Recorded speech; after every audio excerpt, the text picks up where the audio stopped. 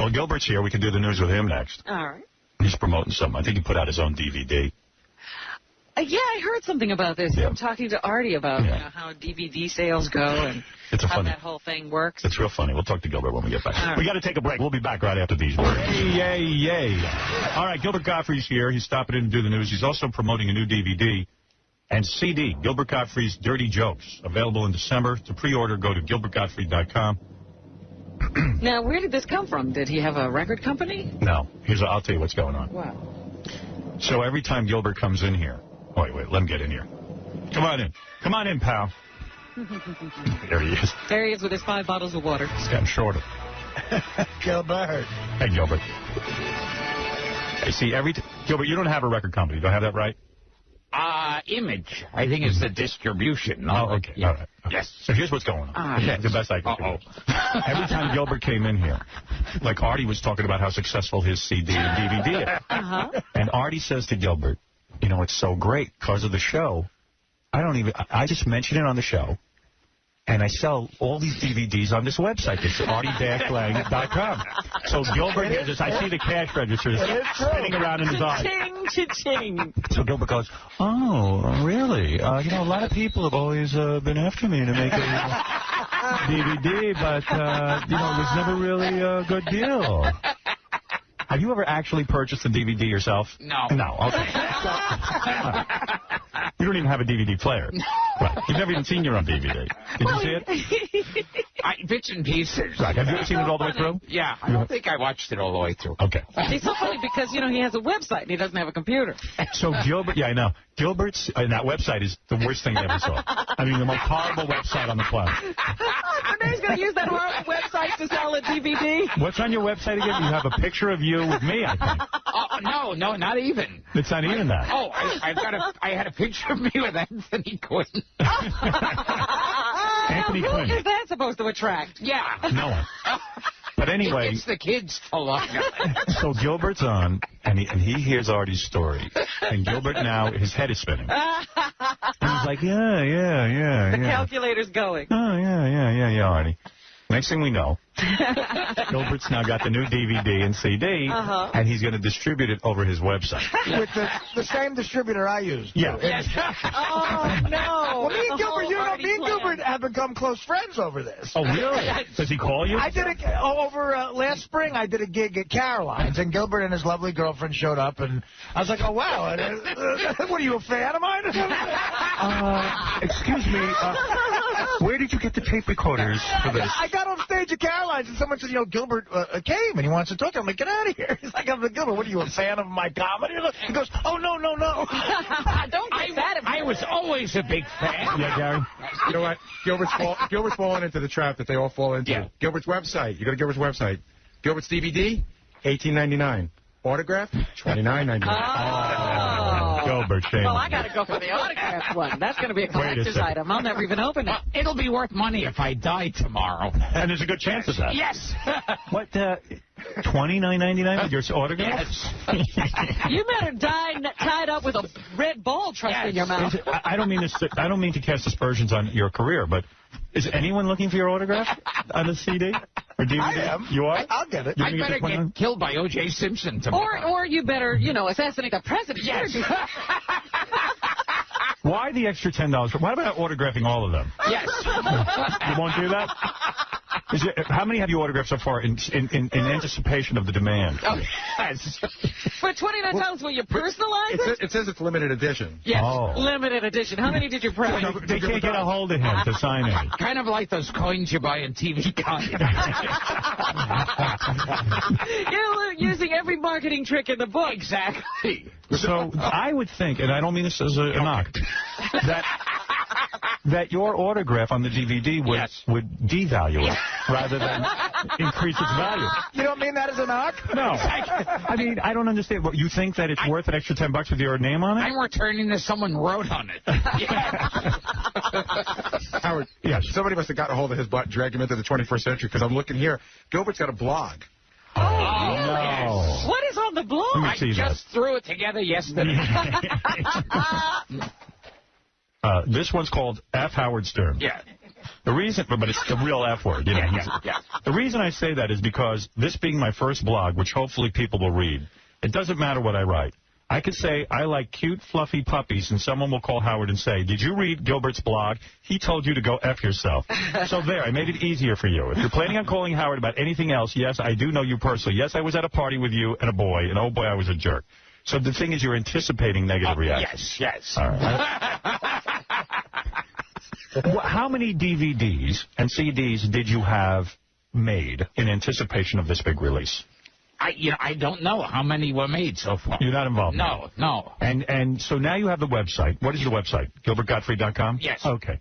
Nobody else wanted that name? You were able to get that easily? No, I got it from some guy in Thailand. I had to buy it. Yeah, we had this. I know it's always an Asian guy who somehow gets the web. An Asian guy had my website. How did he know to go get Gilbert Gottfried if he's living in Asia? It was a terrible business move on his part. What did you pay for your own website? Do you know?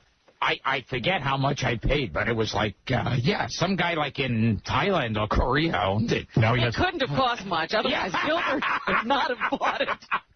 So now you're saying the new DVD is called Gilbert Gottfried's Dirty Jokes. Yes. Is it like a Jackie DVD where you tell dirty jokes? And you get a T-shirt that says, I stumped Gilly the Joke Man. When you heard how much money Artie was making, is that what really got you motivated? The idea that Artie has a career in show business. It's like he should be the neighborhood butcher. It's like, especially talking to him on the phone. We talk all the time. Yes. And it's like how he's carved out a career in show business. It's like, well, I got a DVD, and the company was a distributor. And so first what we had to do is get the title for it. And then they have to find a way to distribute it. So I'm lucky in that way because I've got ways to promote it. And you, Gilbert, are very awkward on the phone. I imagine Artie has to fill the conversation. Yes. Get it, Howard. I'm cool.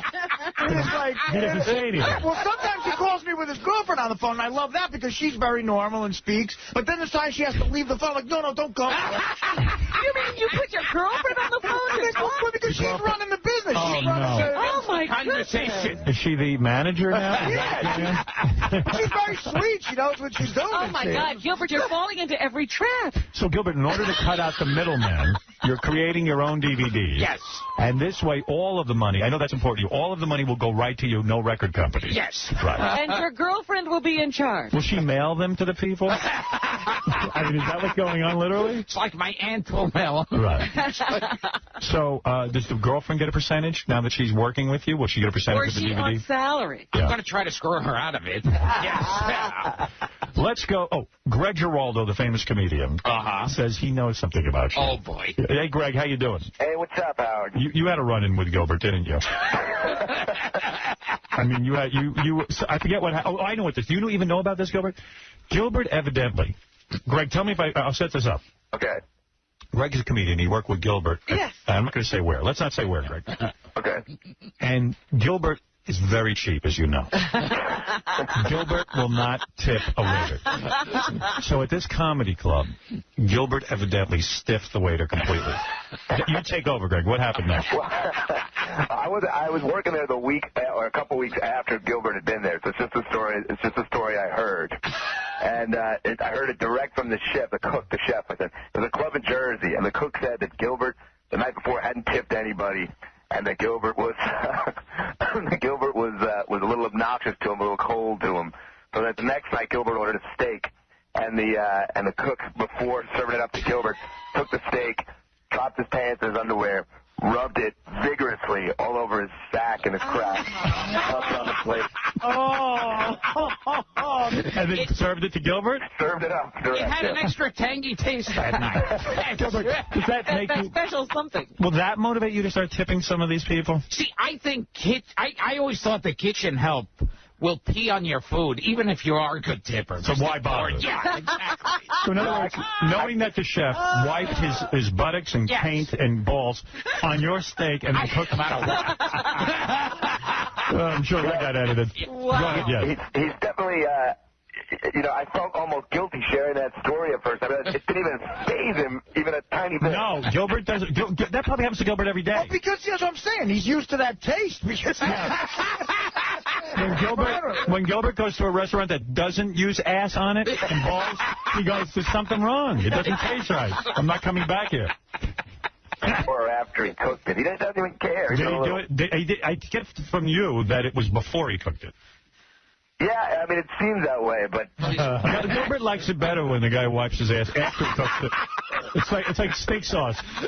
If he cooks it afterward, it kills the taste. You know, you'd think you'd drop the guy, give the guy like a quick $5 from now on. Just on the off chance that wouldn't happen. And you will not tip anyway, right? You say that. I'm being serious. This does not motivate you in the least. You know what? I think I know this chef, too. I think I know who Greg is talking about, and there's a good chance the kid has... hepatitis A through D. Yeah, well, this guy was a major smackhead, had no teeth. Well, let's just say, I don't know the guy. I'm sure he's not a smackhead. I'm sure he gets no hepatitis, and we don't even know where he works. Yeah, no, I'm saying I assume it's this guy who it may or may not be. We don't want to know. We don't know who this is. Yeah. Hey, Greg Giraldo, what are you playing, man? You want to do a plug? You got a free DVD or anything? Yeah, I got a DVD. It's $60 extra if you want me to. Thank you, Greg. Thanks, guys. Take care. I didn't even have the balls to pull that move with designing. Don't you think that is very pompous, Gilbert? Yes. $10 extra for your signature. Someone gave me that idea. I thought, what the hell? When somebody said it to you, did you say, listen, I can't rip off my fans like that? Who was it, Joe DiMaggio? Yeah, I mean... Did you say to yourself, what kind of guys ask for money for this signature? Did you even question it? I heard, Paulie Shaw signs autographed pictures. All right, but you do a signing. Yes. But still, I mean, maybe not go for every dime on the planet. No, but you know what? It's your first DVD. It's not like you have Carrot Top's career that you can go around charging that kind of money. What I'll do is I'll do a signing, and if they buy it for the regular price, I'm stunned, so I'll just sign it for free. I sign it for no extra money. Do you want to tell us what's on this DVD, or you think it's better to keep it a mystery? Well, that's the thing. I bet it's funny. I haven't seen it, but I bet it's funny. In true keeping to Gilbert's form, did you cheap out incredibly when you filmed this and only shot one night, no matter what happened? Or did you shoot over multiple shows and edit that together? Yeah, and how big was the crew? I went into a little photo booth at Woolworth. No, honestly. Oh, Howard, I wish I had this on. I should have taped some of the phone conversations. He picked my brain about every single aspect of it. Who took the video? Right, Can you do it with one camera? What did you pay these guys? Yeah. I had a video company, and see, the way you're gonna go about it is you get the company, and then they film it. They film like one, maybe two shows, so then you can put the two of those together, and then you start it around. To a distributor. You don't go to the first one. Does it aggravate you that Artie, who is really a longshoreman, is having the career? It really aggravates you. It kills me. When you hang up the phone and you're asking Artie how to put together a DVD, do you feel disgraced? I'm like punching my fist through the wall. Really, as he's asking my advice and I'm giving to him, I'm at home going, he really must kill it. Because I remember listening to him on this show. I went to go see him when I was a teenager to stand up. Yeah. Well, Gilbert has stagnated completely in his career. You surpassed him. Something went wrong. Yeah, he has a lot of talent. He's just not motivated. So, Gilbert, this is a big, exciting day for you. The announcement of your new DVD called Gilbert Gottfried's Dirty Jokes. So this is not your typical act. This is you doing dirty jokes. Yes. Right. Are some of these the dirty jokes that you did on stage when they were nice enough to bring you out before the Go-Go's? A young audience filled with teenage girls, and you used the C word for a woman's vagina. Is that joke included? It is. Yeah, because I know that was a shining moment. Yeah, her manager came up to me before the show at where was that? Long Beach. Long Beach. Yes. And said there's a lot of little girls with their mothers in the audience. Oh, no. So just make sure. I know you usually work clean. And that just, I felt like, what the hell? Well, this is an exciting day. You don't get an opportunity like that every day. Yeah, yes, Gary. This is about you, Gilbert, actually. So there's some interesting things going on. So, David Lee was on earlier this morning. Yes. And they announced that he's the guy. And so that's interesting for the company. But there's a bunch of people that work here that do all resigned. Well, do all music shows, and that's sort of how they figured out that they're not going to be working here. Yeah, where's Julie? Well, one of them is, remember Jake Vogel used to do a show on MTV, and he worked here years ago. Yeah. He does a show on weekends, and he like came on down here.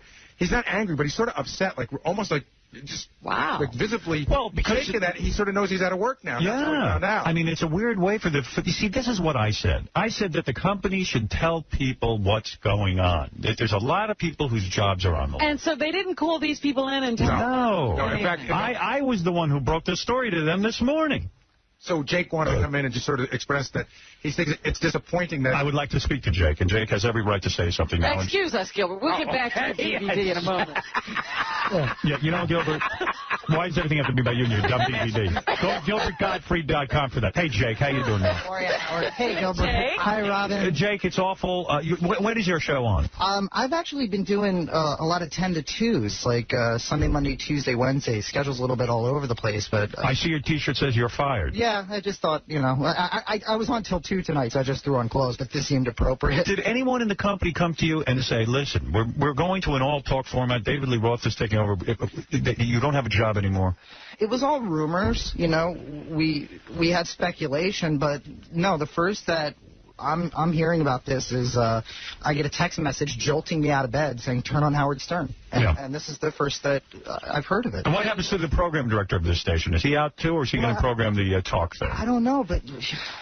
Rob has been incredibly great to me, and Tom's been great to me, you know? Yeah, right up until this moment. Tom's great to you until he doesn't need you anymore. Well, I just, you know, I love doing this work, and I have a tremendous respect for the fact that I've been here, and I just didn't know what else to do. I just thought, like, well, if it's over, I just at least want to be in the building. The company had a right to come to everyone who works here and inform them first. Tom, I'm sorry. This is not like an ambush or anything. I didn't mean to. Tom's not taking it that way.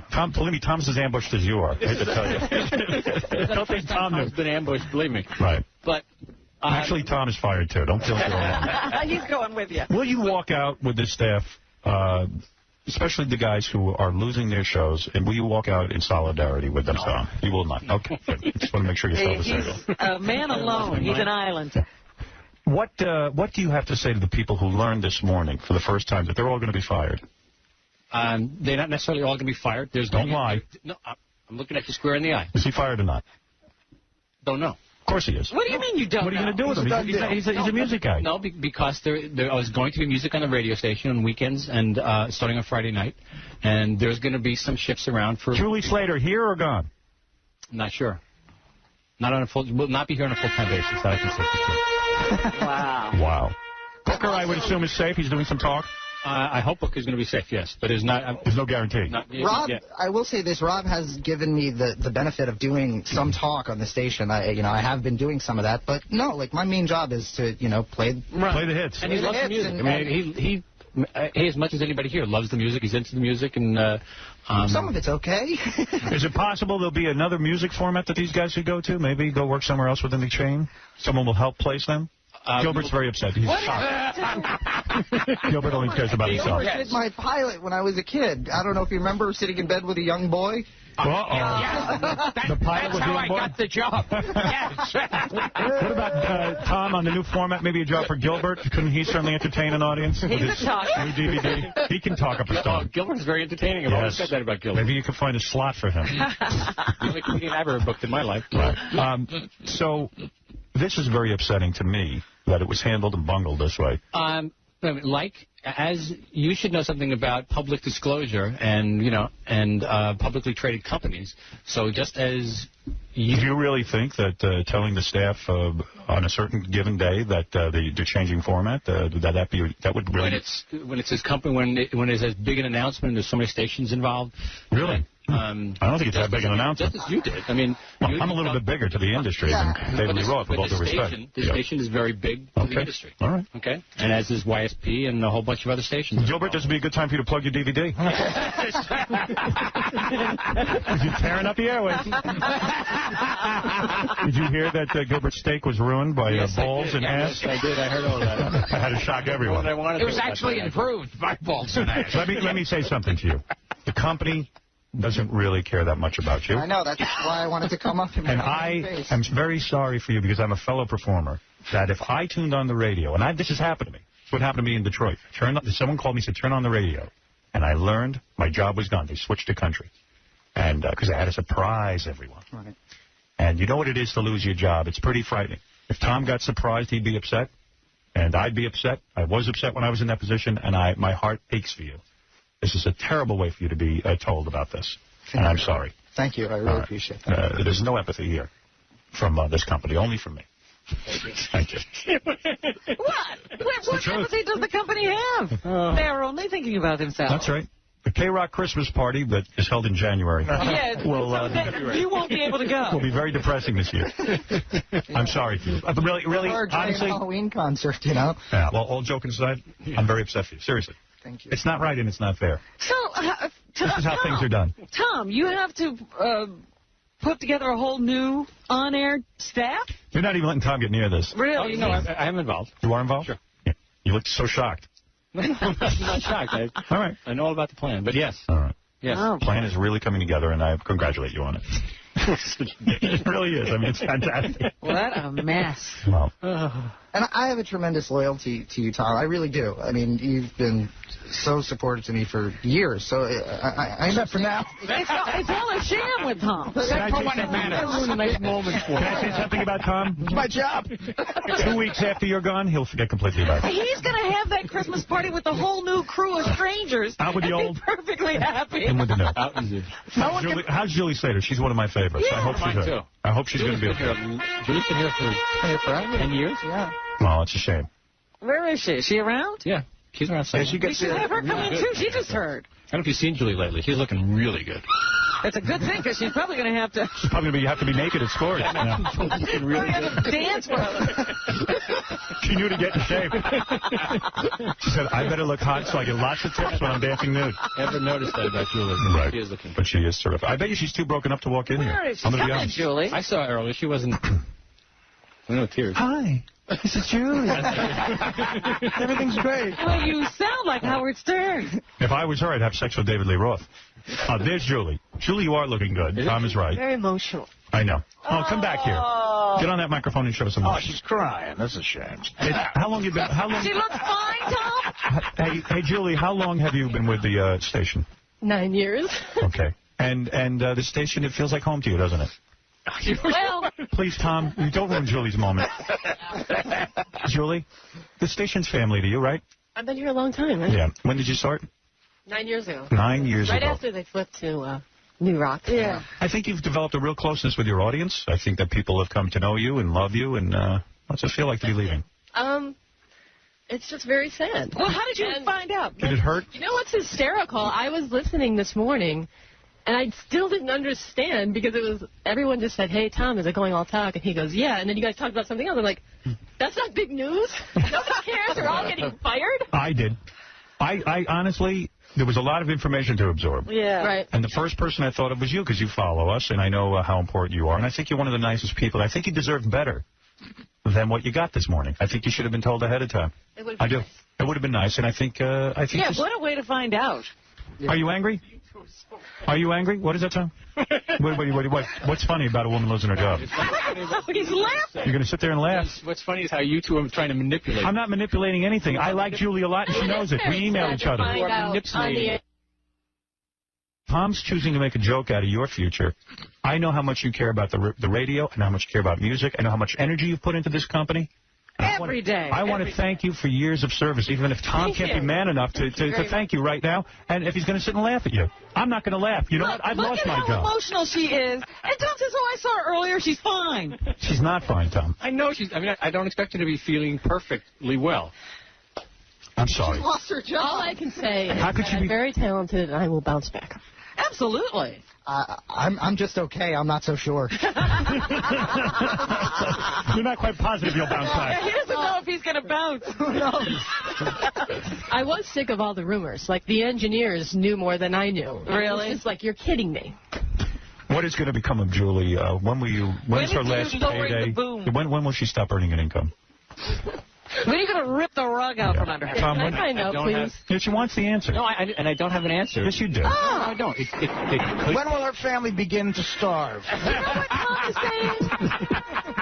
saying? because he doesn't care. To use her as long as he needs to use her, and she doesn't have any opportunity to plan for her future. Nicest relationship with everybody. I'm very sorry for you, Julie. Julie. Yes.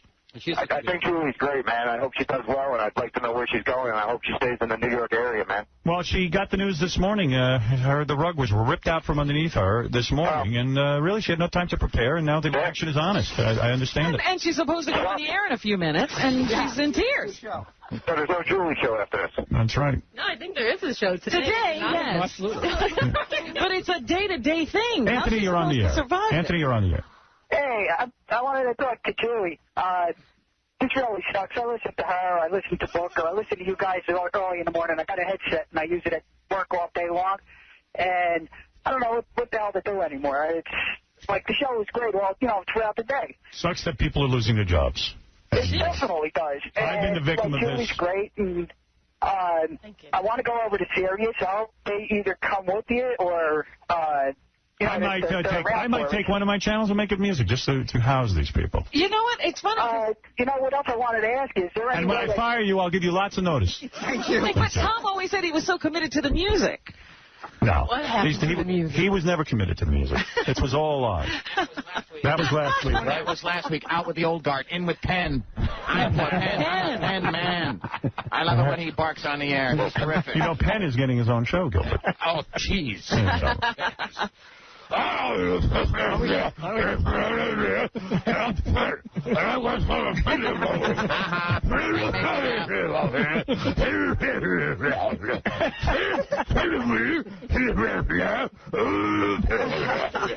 Julie, listen, guys, I want to say something. Honestly, I know there's a lot of jokes and stuff. I feel your pain. It's happened to me, and it sucks. And I never understood why people can't be upfront and honest and tell you what is going to happen in your future. The company owes that to you. You've been here 9 years. You are owed an explanation. Tom? You still owed a cutoff date. Julie, would you like to say, yeah, give her a cutoff date, Tom. Let her prepare. Give the girl some closure right now. I want you to come clean. You've been in on the planning. No, what if it extends beyond the end of this year? You know whether it does it or not. I don't know specifically yet if the music on the weekends is going to be something. Well, how many people can do music on the weekends? Yeah, how's she supposed to... You need some. So she's going to work 1 day a week? Two. You can't live on that in New York City. I'm not saying it's the best case scenario. I'm just saying it may be the best case scenario here. Just give a day. When will her medical insurance run out? I mean, really. Is Teller also getting a show? Don't get that. Yes. That's the one I'm really looking forward to. Yeah. Julie, I want to offer you a chance to say goodbye to your audience right now. No, why not? She doesn't do it now. Why not? She's not going to get a chance. She's not even allowed to talk on her own show. Yeah, one day you're just going to tell her she doesn't need to come in again. Julie, please. Fans, I love you, and I will be returning. Please follow me. It's been a great ride, but it's not over yet. Thank you. There you go. That was done with dignity. That's all. That's all. Now here's Penn.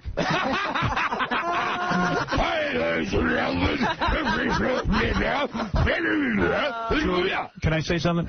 If you do have trouble buying your family Christmas gifts, can I help you? No gifts. There's no gifts this year. That's if my family's listening. No gifts. Say goodbye to your audience. Hole in that stocking. Let me give you advice. Yeah. This year, don't tip. Right. Get ready for lots of ass steak. Never go back to the same restaurant twice. Right. I've just had so much fun on this radio station. I've been at K-Rock on and off since I was 16 years old. Yeah. And it's been great, and I will miss it. I miss doing this. I don't know what I'm going to do. I love radio so much. Call Artie for career advice.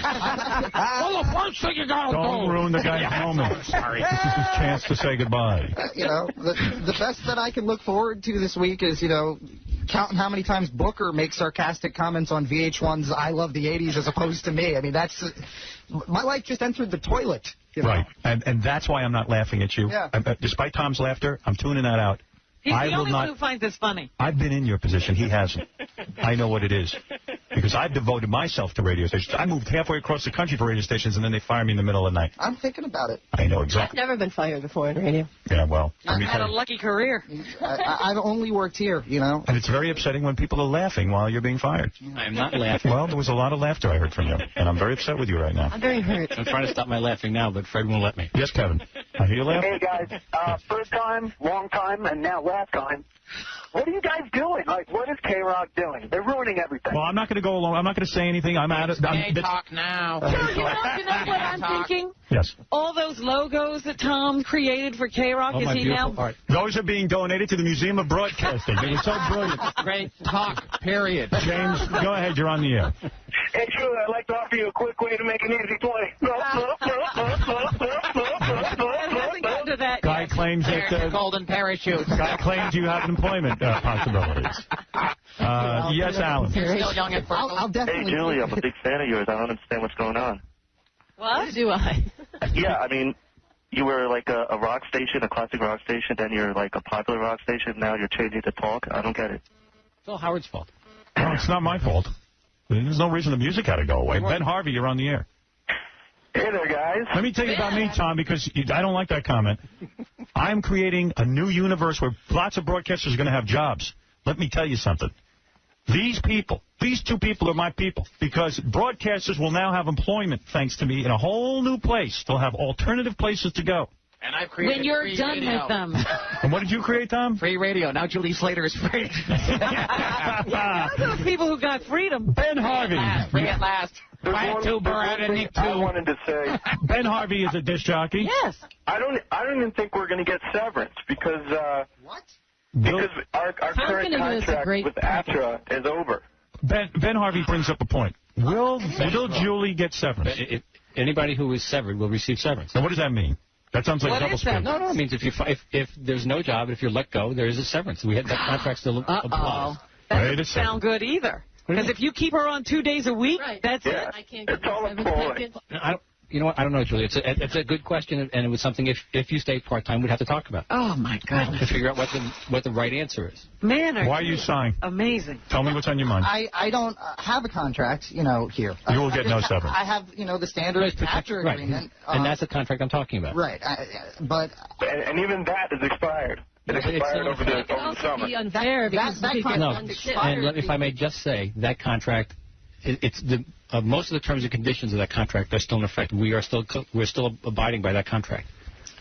Well, it sounds to me like you will not be getting severance. Right, he's going to give you one That's not what I shift. just said. That's not what you said. You're saying if we're offered part-time, though, we wouldn't get severance, and that's not fair. No, and there's what I a lot of said. people- So speak up. Go I ahead. can't even believe we're Was talking about Speak up. Well, I just, as I understood it, that when we launched K-Rock 2, the internet station, there were certain aspects of the AFTRA contract that weren't worked out because, they have no way to figure out how to pay DJs for internet radio. Right, there's no jurisdiction. There's no jurisdiction for AFTRA. So that was kind of left up in the air. And It's not up in the air. There's no jurisdiction. That's not up in the air. Okay. That means he can do anything he wants. Right. Right. we do know But more- what is the bottom line you're saying? Yeah, when do we have to leave? And Yeah, what happens to the internet portion? These people are K-Rock upset. 2 is staying. Tom, we need some answers on this. I Now. understand. But I'm Who not is giving getting the answers severance? here. I'm not giving the answers here. Yes, you are. that's It almost sounds like it would be better for you to be fired for a Don't while. bother me with and then severance. I have to buy later palm on. trees prohibitively. These people are afraid of you right now. I am not. I'm going to ask you point blank. I'm not afraid of it. Julie Slater's severance. How much does she get if she is fired? If she is fired, her severance is covered by the collective bargaining. After working 9 years, what does that mean? How much severance does she get? I don't know. I have to go back and calculate it. I don't know what the number is. 20 weeks. Something like that. And if she is part-time, she will have to forego her severance. Isn't that how you're going to get around it? I'm not trying to get around anything. But isn't that true? She wouldn't be fired. Because she's not fired. My answer is I am not sure. You want my advice? Take the severance. I would. yeah. Don't get suckered. And then when they fire you, they're going to say, no, you only work 2 days a week. You get no severance. No, that's... I know this. I know this company. You can't do it. It'll be done. Try and figure a way, but you can't. Howard, you know what's interesting? If you walk through the building right now, every radio at every desk is cranked up because there's more information than anyone's ever got. Well, we're talking to the guy who just took back some of the commission from the salespeople. That's right. You got to know who you're dealing you know with. What? Can I tell you something about Yes, that? Tom. That the commission structure was reinstituted. Good. A month ago.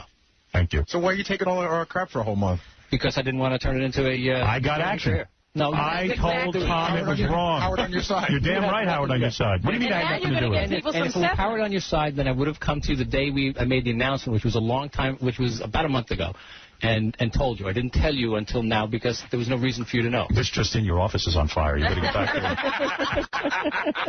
it. Julie, I'm watching over there. You're pretty emotional right now. Oh, jeez. Oh, this is a real. That's really good. No, stop it, Tom. This is a real.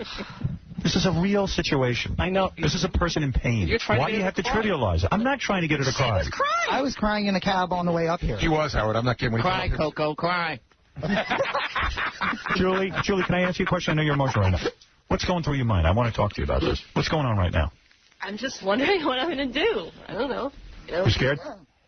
I mean, I'm scared, but I am also, I believe in myself. But it's just been here for so long. It's just a big, wow. In 9 years, what is your greatest memory of this place? What was your favorite moment? Meeting some of my musical heroes. I got to hang out with Tom York from Radiohead in the south of France. I guess that won't exist anymore.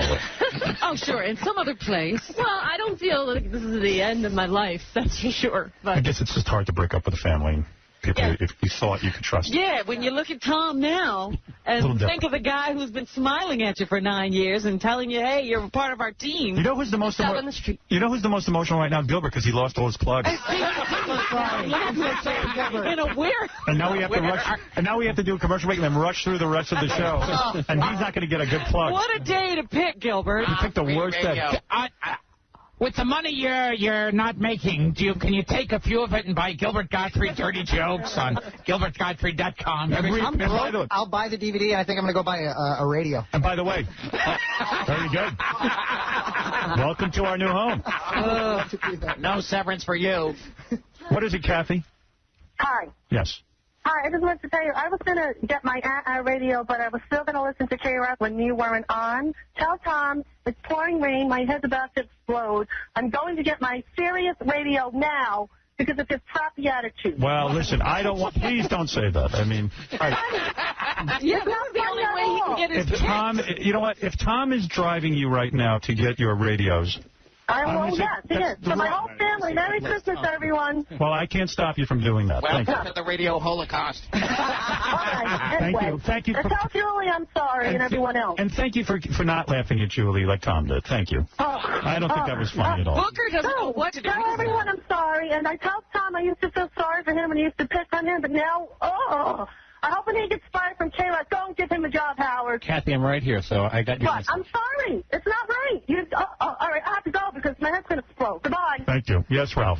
Everybody calm down. Don't worry. Everybody's going to end up at Sirius. That's the place to be. Well, hey. Tom is just driving people away at this point. Tom is doing his job. He is a company man. Yeah, I don't think Tom's making these decisions. Let me tell you something. I want to defend Tom for a second here. I'm a victim and all that. Yeah, let me tell you what's going on here. During the slave days. Yes. There were field Negroes and house Negroes. And Tom is a house Negro.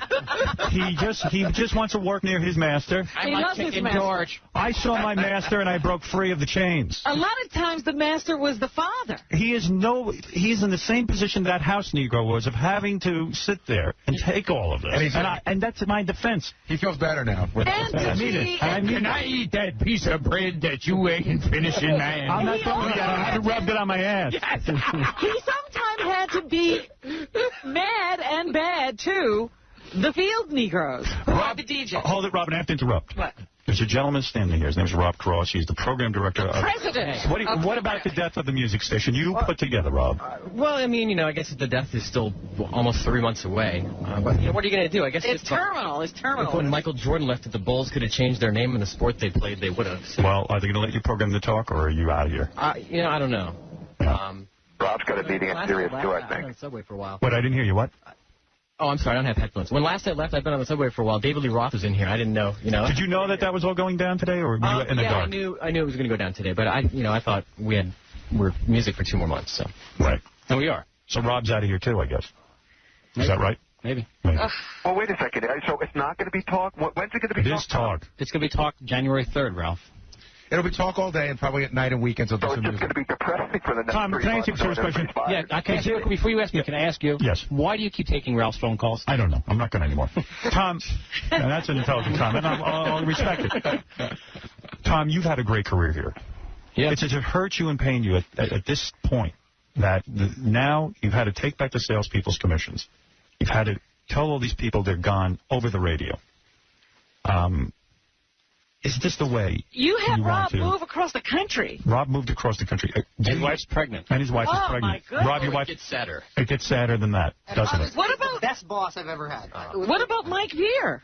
Mike Pierre, forget about it. He's going to be homeless. He can jump off up here for all I care. How soon can all of you clear out your offices? David Lee Roth needs more space. Tom, this isn't what you want, is it? Listen, this is upsetting. It is never. I mean, I've been through this a couple of times before. What does this mean to the engineering staff? More work. More work. Nothing. No, more work, probably. Really? Paint Penn's fingernail red. Kevin, who is the K-Rock DJ, is on the air. Hey, what's up, Howard? Hey, brother. I just want to say, Rob's a good guy. I love him because I was at Syracuse competing with Rhino before I came to K-Rock. Right. But now I may have to go back there, which sucks. Yes. Yes. I don't know if we're going to have the softball. We got a softball game next week. I need Julie to grab my headphones for me out of the locker. Well, come with me. Will there be no alternative music voice in New York? Is that what we're saying? Oh, there's lots of alternative music in some place we're going. Buy an iPod. Buy an iPod. You want alternative? Did I mention streaming at K2? Well, hey, good luck with that. Rob, I'm sure that there's places where you're needed. Guy like you. Yeah, well, He probably. certainly doesn't want to stay around here to program the Internet. Right. If you're lucky to get to program the Internet.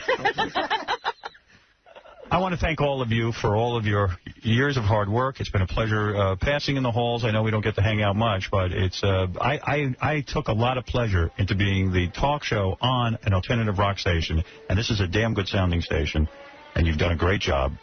And you're being abandoned now, and I don't think it's great, but what can I tell you?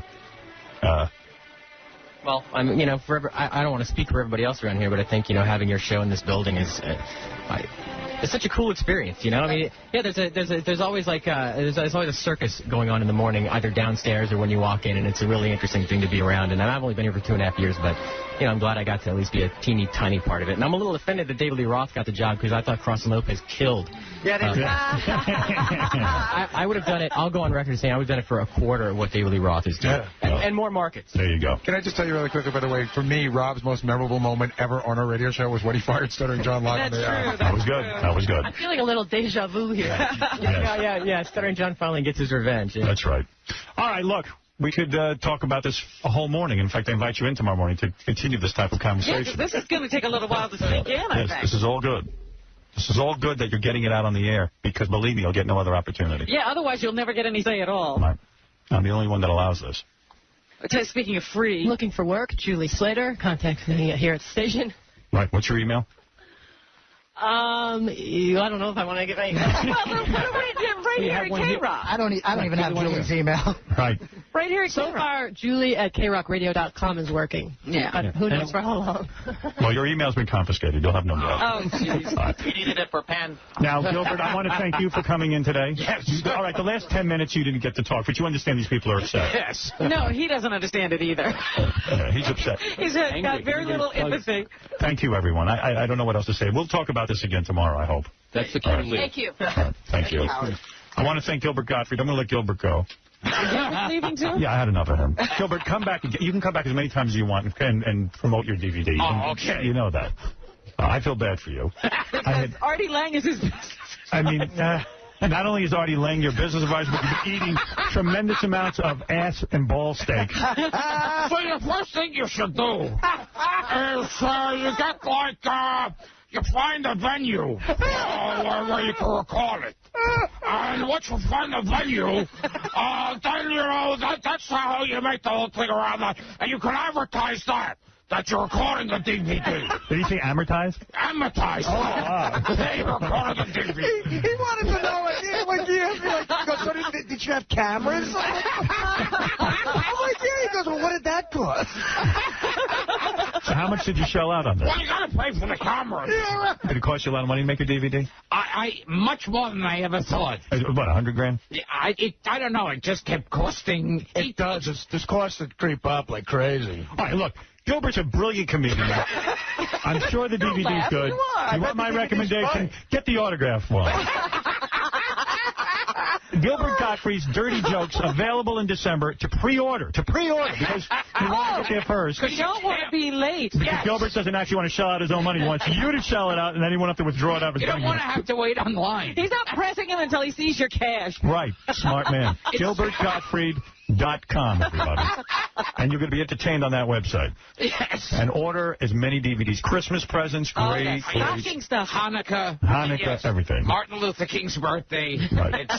And if you don't feel like, you go to artie-lang.com, and I'll just tell you all about it. Hey, real quick, before I know this is just let me just go. Hey, Nick Carter is a legendary disc jockey at WBCN. What do you want to say, Nick? I just want to say I just moved here from Boston Monday. That was a mistake. You moved to New York? I know. Yeah. Nick's a good guy. Nick, I don't understand something. The company hired you to come here on Monday, and now they're switching formats? No. I just got to give big ups to Rob Cross because BCN let me go in December, and Rob literally saved my career. And I've been coming down every weekend since July. And, I said, well, what am I busting my ass in a hotel room for? I'll move down here, and here we go. But I just wanted to call, and I wanted to say just thanks to you, Howard, because everybody always, if you try to be funny on the radio, everybody's like, oh, what are you trying to be the next Howard Stern? I just want to say thanks on behalf of all the idiot DJs who won't step up and say, you know what, Howard kicked open the door, just not even so you could be outrageous, just so you could be yourself on the air. Right. And, Well, thank you, Nick, for saying that. And by the way, I want to give you a Gilbert Gottfried DVD when I see you. Can I get the autograph one? Yes. Hey, Nick, honestly, thank you for saying that. That's music to my ears. Thank you. All right, Nick Carter, everybody. Jeez, right. I didn't even think about it. Yeah, that's all the other stations, too, all their air staff. Robin, it's now gone. We have to tackle this tomorrow because it's 10:16. I got to get Gilbert hustled out of here. This is because he's got to get back to the factory. And I actually have to leave. So I want to do a little of the news that you've got. But it's devastating. This is like when Magic announced he was HIV positive with 2,000 women around the country. Calling him. We're going to continue this tomorrow. I'm like, damn! Gilbert, your new DVD, no one is excited about it more than me. It's going to be funny. Come on. Of course, it's got to be funny. Gilbert's on it. Gilbert is one of my favorite comedians in the whole world, and if he puts out a DVD, I recommend you buy it. That's it, and that's the truth. What is wrong with him today? He can't take it. Actually, no one is excited about it. Yeah, not even Gilbert. Not even Gilbert. Gilbert thinks it was a bad idea. Go to GilbertGottfried.com and pre-order, please. I'd hate to see you get left out.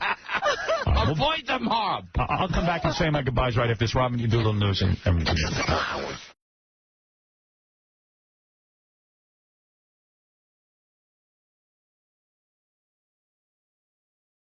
how much more open can she get? And can you actually interview her, unlike being her husband?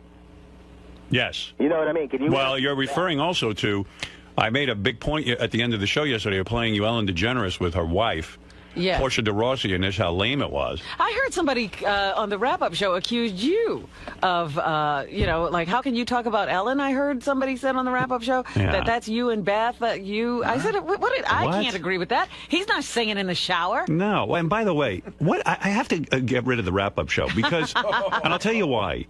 The purpose of the wrap-up show is not to sit there and criticize me. Whatever I'm doing is so that everyone here can make a living. Mm-hmm. And to sit there and criticize the show, I don't mean, you want to criticize the way I look or something, but to criticize the show can't be serving us well. We have enough people who are against us. That's right. Don't criticize the thing you love. Yeah, I mean, let's say I'm as bad as Ellen DeGeneres. Why would we want to point that out to anybody? It just doesn't make any sense from a marketing standpoint. Right, but I was like, I don't think that guy's right. Gary does that all the time, Howard. He's always saying that it's a bet. We don't want to know if something's a bet. I know. I don't really need anybody pulling the curtain back on the Wizard of Oz. It's a fantasy Pittsburgh world. Pete is not, he's out of his mind. Pittsburgh Pete is not out of his mind. You're out of your mind. So you're saying that I'm always trashing you? No, not trashing, but there's a certain mystique about the show. After all these years, Gary is in a weird position. He's got to fill an hour and sit there and talk about the show. And also, when people call, they say they're saying one thing and then they ask another question, and sometimes I don't know how to answer it. Right. Howard, we listen to the show, we come up with our everything's own a ideas, mess. Then Gary comes on and ruins everything. By here's the real reason Howard did that. I love Pete, because Pete can get everybody at each other's throat. Yeah, he's like Ralph. He doesn't do anything for a living but piss us off. I actually got a job recently, Gary. Doing what? What could you be doing? I'm serving tables, man. What? How long do you think you'll last doing that? You're an obnoxious fucking asshole. You should be fired in a month. Gary, you don't intimidate me. I see through you, always have. I'm not trying to intimidate you. I'm just telling you who you are. You're an asshole. Okay, great. Like, I care what you think about me. See, that's the problem. You don't care what anybody thinks about you. That's why you'll never work, douchebag. I don't respect you. Okay? Pete, you got a You're job. not a great guy in radio to me. You don't understand. But you'll never get any, Pete. You'll never get anywhere. You'll never do anything because you have a shit attitude. Okay. And you're a fucking narcissist. I'm 30 years old, buddy. I think I realize I'm not going to get anywhere by now. You're not teaching me nothing. See, how can you argue with a guy who knows he's, you know, what he doesn't care? You're superficial. You're phony, brother. Everybody knows. Have you ever met me? There's a reason Howard hired you. Have you ever met me? Yes, I've met you a few times. I hate you. You know what's so funny? You're so nothing. I don't even remember meeting you. Worse, Gary. You're the phoniest guy. I don't even remember meeting you. What? Where would I have met you? I met you in Florida once before. I met you a couple of times. And you're very not memorable. You're a nerd. I can't believe you even got married. You got a good-looking wife like you did. It's a shock to everyone. Hey, why don't you go to the comedy again, Pete? Remember how great you were when you opened for Artie? How great are you every day on the wrap-up show, Gary? You're never funny. I'm great enough to be getting continually paid for it for 3 years. You did it once, and they fucking practically lynched you. You are a character. You're Baba Booey. That's the big bit. It's you. And you're not a character. You're Pittsburgh Pete, the asshole. Gary 𝗏𝗏𝗏𝗏𝗏. We don't care about Gary. We care about the monkey face, making us laugh. That's what we care about. You don't got to come on the wrap-up show, you and John Hine, and say, oh, Howard did this. That's a bit. That's not who he really is. Robin did this, but privately. Pete, let me ask you a question. I don't want to know that. Do you want the wrap-up show canceled? No, it's a good show. It's fine. Well, then what do you want? I don't even want you talking to me right now. I don't even know why you're involved in I was talking to you. Gary hijacked my show. Yeah, what is it, the wrap-up show? Howard, he's insulted me. I have to have the right to defend myself. You'll get your hour today. This is the pre-wrap-up show. I can't even get on the air anymore. Tell him that he peaked, Howard. Will is the number one guy on the show now as a producer. Will's the guy? Yeah, Will is the guy. Will's the one that's coming up with the vibe, the flow, and the art. Would it be your advice to me to demote Gary and make Will the executive type producer? You don't need Gary any longer. He doesn't even have that big a Rolodex any longer with celebrities. What's he doing? Let me tell you something. I know Will. He'll hate you way quicker than I did. Gary, you hate everybody, man. You think you're better than people. You're the biggest narcissist on the show. You must have lied. That test must not be accurate because you are. Maybe they made a mistake and switched Gary's score with Robin's. I never thought of that. Hey, my picture ain't in the post today. You're a kid. That's right, because you switched the results. He was smart. Is Gary correct when he says that you will never hold on to your waitering job, that you're too abrasive? I've had about 85 jobs in my life. The longest one was about a year. That's when I was bartending. It's miserable. Financially, I've never made more than $5,000 a year. And $5 grand? $5 grand is my biggest year ever. What is it? Is it your personality? You seem like a... I'm very... I get a job, and I get bored. You know, I do feel I'm a creative person, but I didn't see my future. Like, I'm going to be here the rest of my life, and it frightens me. So I quit, and I like laying around smoking weed, and that's... You know, the radio is a big part of my life, Howard. What happened to your last job, Pete?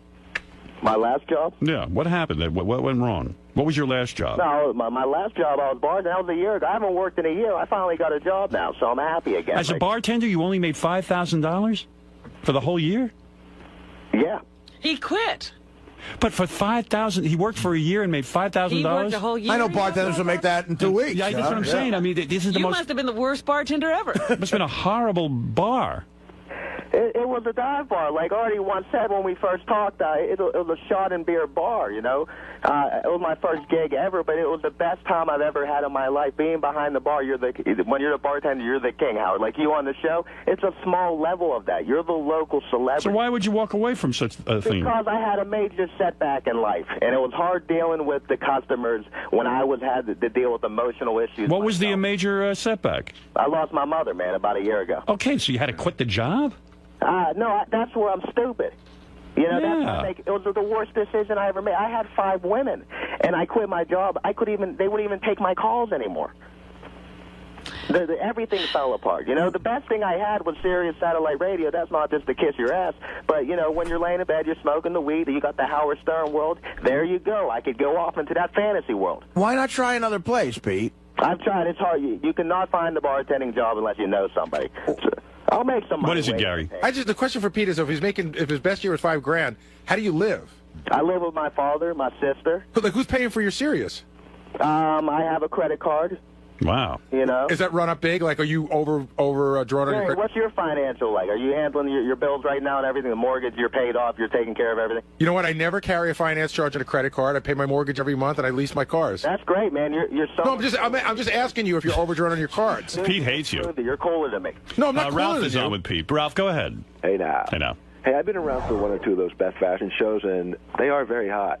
What's great, like, if she has a dress on, you go like, hey, you know, maybe you should have higher heels on with that. And she'll go and get some, like, higher heels and stuff. Yeah, sometimes it's weird when Ralph's there and Beth is doing a fashion show. I don't like it so much. Yeah, 'cause it sounds like he manipulates things. Well, because I see him, you know, I know how Ralph is. He's a guy. And Yeah, Not only that, he's that's like, your fashion show. Yeah, Right. I feel like that should only be for me. But chiseling on Ralph, your fashion Ralph show. has actually been there for a few fashion Yeah, shows. and also what's great is that she's usually braless when she's doing those because she's changing quick. Oh, now it's just, that's in the Creepyville. Yeah, it isn't right. That's not creepy. Dude, Yes, it is. Come on, it's his wife. I know, I get a little territorial, you know. Like you Ralph, should. I go, Ralph, easy. Do you get? But Howard, do you get in that weird area where it sort of turns you on that that means that much to Ralph? Like, you get your wife so hot? Now when it's that close. I don't need. It's one thing for him to admire from afar. It is fun, but I know Ralph goes into wolf mode, and I've seen it before. I know that face. Yeah, not with my wife. You Hey, know. Beth, those heels aren't high enough. It's okay when it's we're out in a club or something. So we're both working it. Yeah, you're looking at some other chick. Ralph could have had her. Ralph forgot one time he gave her his number. I mean, it gets pretty intense. He goes right into that mode. You come to think of it, Ralph has been there for a few fashion shows. Yeah, it's always fun. Remember to dismiss him next time. Hey, Ralph, how do you deal with your life, man? Never, like, really working and just, how do you get by? I don't know. I do pretty well. Much like Gary, I don't carry a finance charge. He doesn't carry a credit card either. But wait, but I was on hold. What do you make $5,000 a year and live with your parents? I live with my father. I live with my parents my whole life. I sleep in the same single bed I always have. How old are you? He said, I'm going to be 30 years old, man. And you got the nerve to try and question Gary or me about it? I'm not questioning anybody, Ralph. He's trying to figure it out. Oh, I'm sorry. He's trying to figure out how to move out? You were actually a role model, kind of. Well. Howard, you're going to be 50 years old kind of doing the same thing. How do you make money? Howard helps you out on occasion? Yeah, every once in a while, I kind of call him and say, like, what do you do in your personal life? I need a few bucks for the week. And what do you do? What do you really do, Ralph? Tell us. He's a stylist. This is a secret. Who else does he style besides you on Mondays? I have him booked exclusively. I pay to have him an exclusive rights. Yeah, because you couldn't get him when you wanted him, so you had to tie him up exclusively. In fact, not only do I have him exclusively, I can't even get him to come to the even with your exclusive. Well, he was busy with the Battlestar Galactica finale. Battlestar Galactica. Pete, to answer your question, Ralph will style all of us from time to time. Like one time, Ralph told me I look like shit. Just once? Well, actually, it was several times. So and he doesn't charge me a lot for that. So he'll do everybody on the show from time to time. Ralph found me my Michael Jordan sweatpants. I'll tell you that. And I love those. Well, are they hard to find? Because now you got me wanting to get them. Ralph, how do you get those? Because I told Artie he should get them. They probably would be good for Artie because they're good size and stuff. I had to search like the style number and stuff like that. You can't get you can't go to a store and get it, huh? He found them in a store, and then we went back to get them. Stuff like that, like they turn them over so quick. Mm-hmm. They were like from the beginning of the summer maybe or something. I mean, the beginning of the winter, and, now they're out of the store. I went to get more, and they didn't have them. So I told Artie he's got to get Michael Jordan sweatpants. I'm telling you, they're slenderized. I'll ask my sister. You'll be able to gain another 100 pounds. He makes 20 different kinds, Artie. You got to get the same kind if that's the kind you want. Yeah, you got to get these. What? He makes 20 different kinds. You got to get this kind, the black ones. Yeah, well, does it have a name? What's the name of those ones, Ralph? I don't know. There's there's a style number to it. I don't know. All right. Style number. And then every douchebag like Pittsburgh Pete's going to be wearing them. All right, man.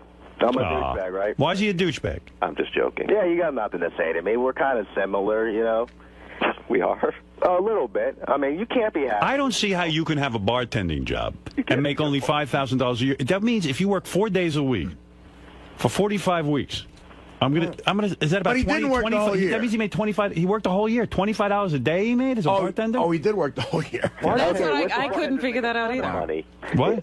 With the bartending, with the bartending gig, that might have been a little more. But on my tax records, it was only probably like $5,000 ever, and that was like 10 years ago when I was like motivated. I mean, how many days a week are you being a waiter? Hopefully as many as they can give me. I just want to indulge myself in working for the public, get some money back in my pocket, and get some ganja, and take a woman out to dinner. Just the basics, Howard, Right. Let me ask you something, Pete, though, because a lot of people in your generation now say you're creative because you go on the computer. I know I'm creative. Well, and listen, I'm going to tell you something. When you came with me to do the gig, you actually told some jokes. Howard even said it. We played it. Yeah. And you actually had a couple of funny jokes. Thanks. But, yeah, it was good. But how are you dealing with that now? Like, what are you trying to do to be creative? What's the outlet? Are you writing? You could be a creative waiter. Why not? Why not be the best waiter? Use your comedy on your client. I'm going to tell you something. Whatever job I ever took, I was a food server as well. And I was selected by my boss as the best food server of the year because I put my heart and soul into it. I decided whatever I did in life, I wanted to be the best at. I don't give a shit what it is. You're spending your time. You might as well do it well. Yeah. I mean, why wouldn't you be the best? I mean, in college, I made the best movie. I won. When I served the food, I was on time, I was conscientious, and I was a pleasure to my boss. I believe that you must excel. I was a dishwasher, and I got a commendation. Now, who gets there, puts their heart and soul into dishwashing? You're going to be something, be the best at it. He won the silver dish. And why was I the best dishwasher? I'll tell you exactly why. I got in there like a madman. I probably took on the workload of 3 or 4 guys. And I washed, and I racked. And I was proud of the job I did. And you rolled. And believe me, I didn't make 10 cents. Pete wants to be a star. See, I'm a direct opposite You could of you. be I was star. I was the worst. Well, I don't believe in that. You could be the star of the kitchen. Right. And why not? Yeah, but Pete Take some pride. What? What are you guys trying to say to me? What are you trying to excelling is what they're saying. I'm saying to you. I'm on a radio show right now expressing my opinions like you guys do every day. Here's what I'm saying. Artie was saying to you, how are you how this wasn't directed at you. Shh, you're not listening. Okay. Now you're talking. Dopey. Artie was saying, how are you expressing your creativity? Right. I said you could express your creativity. This was directed at Artie. By doing your job well. That's right. You can be creative in any job. Creativity can come out in any facet. You know, you see a sales guy like Sam Ben-Ruby who works so hard. I see this guy. He is creative. Now, he's a salesman. He's a radio salesman, but I see he's creative. He knows how to schmoo. He puts his heart and soul into it. You are a waiter. I want to hear that you are now the top waiter. Everybody loves to go there because you're going to wait on them.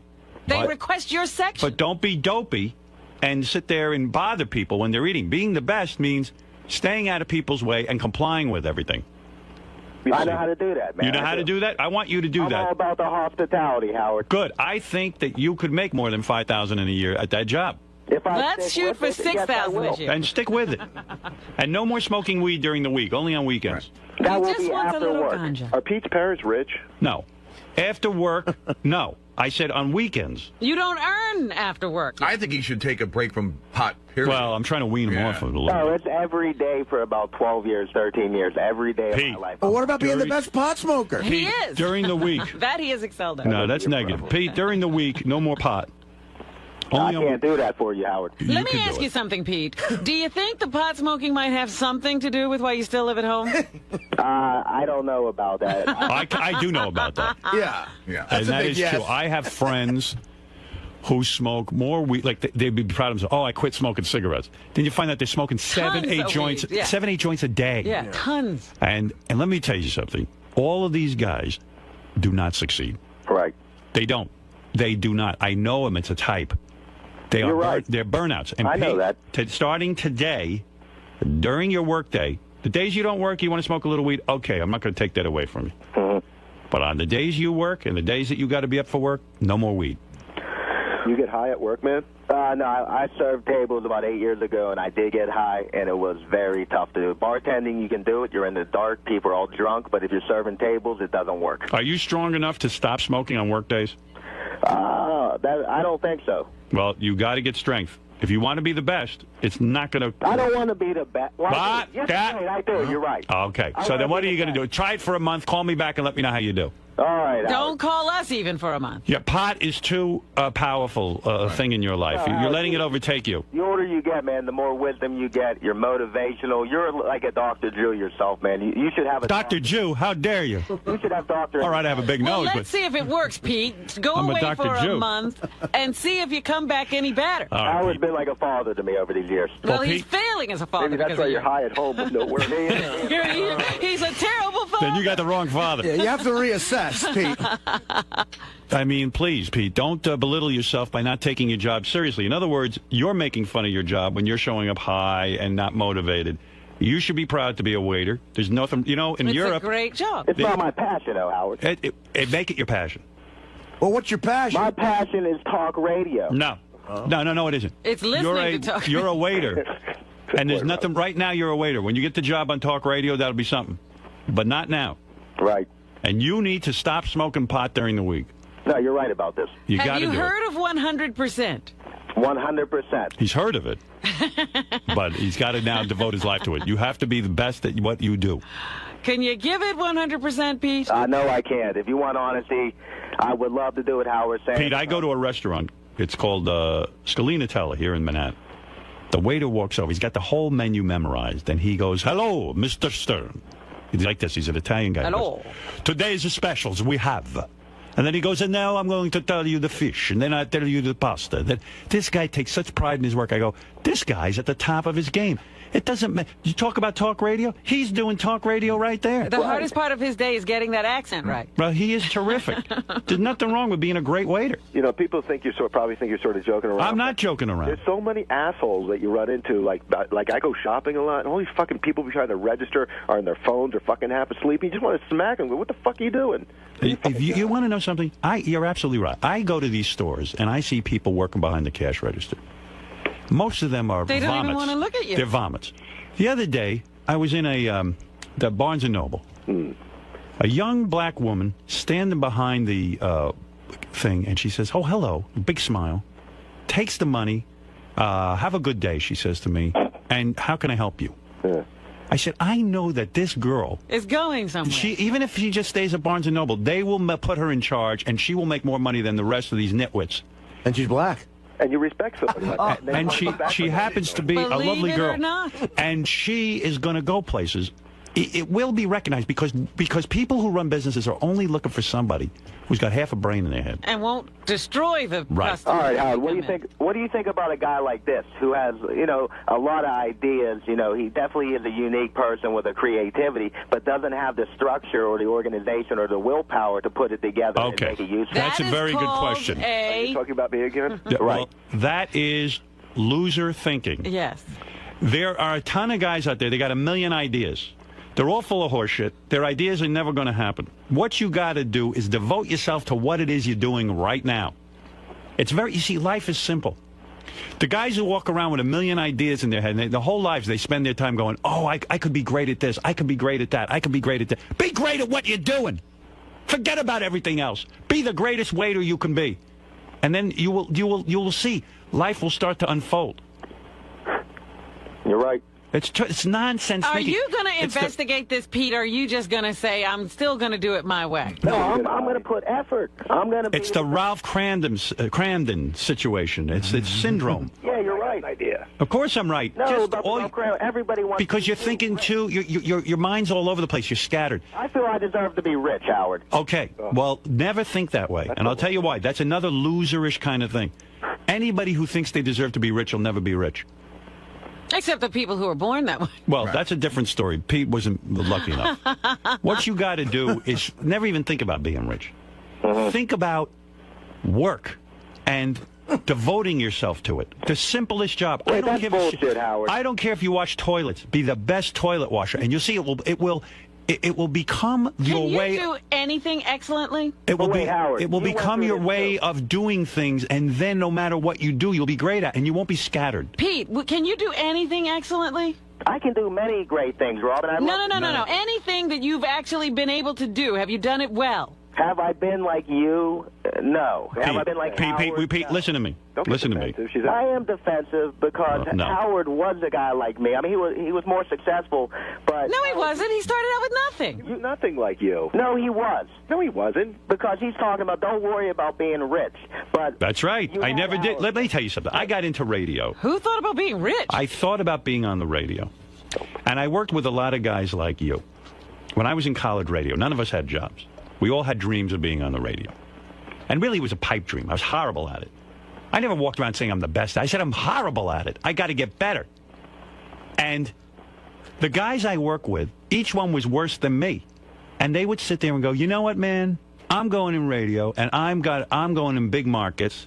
I'm not wasting my time like you working in a small market. And they all were grandiose in their thinking. They all are horrible on the air. No one was looking for them. And rather than put in the time and the hard work to become good on the radio, they all were taking shortcuts. They all had pipe dreams. Me, this is what I did. I said, I'm shit. I've got nothing going on. I'm no one in this industry. Well, let me work at it. I'm going to see if some maniac will put me on the air, and I will follow his rules and regulations. I will train myself to be an announcer first, before I get on there and try to be funny. I never thought I'd be anything in radio. I just did the best job I could, and I was making $96 a week. Did I sit there and cry that I was making $96 a week? I said, thank God, there's a job where they only pay $96 a week. Who's going to hire me for more money? I'm not even worth $96 a week. This is highway robbery, what I'm doing. You were living your dream. No, I was living a nightmare. But I worked at whatever I did. You know, I was a camp counselor. They gave me commendation after commendation. They never had such a great camp counselor. A guy named 𝗛𝗿𝗿𝗍 will tell you. He said to me, I've never had anyone like you. Call Sherwin. You're not interested in being best friends with the kids. You actually run a really You actually good... do the job. You do the job. You're not... You know how you get a commendation by just doing the job. Most people won't even do the job. That's right. And you're not hearing me, Pete. I'm hearing you. No, you're not. You won't follow my advice, but I just gave you the secret to success. No, you have. I have. But very few people understand. But you it. need to practice even at home, Pete. You need to, even when you're cleaning the bathroom, you need to clean it immaculately and be hard on yourself. No. Yes, now No, I disagree with you. Clean. I disagree with you. What? I'm completely confused. Unless you're getting paid, you don't have to be good at anything. Oh, stop it. No, I'm he being needs serious. to practice being good at something, anything, Howard. Howard, Trust me. So I'm a big pig at home. Before you go as to your a waiter job, clean the shitter. As a He waiter. needs to clean the bathroom No, and clean that's it a waste well. of time. No, it isn't. Let your mother do that. His mother's dead. See? Well, bring her back. Father. Well, then his father do it. Pete wants all the glory without the work. Everything you do, you should do well. Pete? Whether you're paid or not. Pete, just listen to me. I told you what you need to do. Now go do it. I gotta run. Thanks, Howard. Thank you. He's never done anything to completion. Thank you, Pete. Thank you, Father. Right. Oh, God. Your son is in bad shape. So, Gary, Pittsburgh Pete, started with Artie months ago. Why has he moved on to you think? I don't know. I mean, he just moves around to whoever. He sort of got under my skin a little bit. What do you think his problem is? Well, I think he stated his problem pretty clearly today. His best year is $5,000. He lives at home. He sleeps in the twin bed that he grew up in, and he's just having some issues. And he's all bummed out that his mom passed away, and I feel bad about that. But listen, we've all had losses in our lives, and you got to move on. Now, what do you think about him saying that Will is the top producer? He's just trying to get under my skin. He's just trying to say. It's what his problem is I think he suffers from something that I think a lot of people suffer from. That he's one. Like I get interns that come in here, and they don't want to be interns. They want to be the producer. Why should they bother doing it at that low work? And that's what Pittsburgh Pete sounds like. He's like, well, I want to be famous. I want to be good. I want to be special. But he doesn't want to do anything to get there.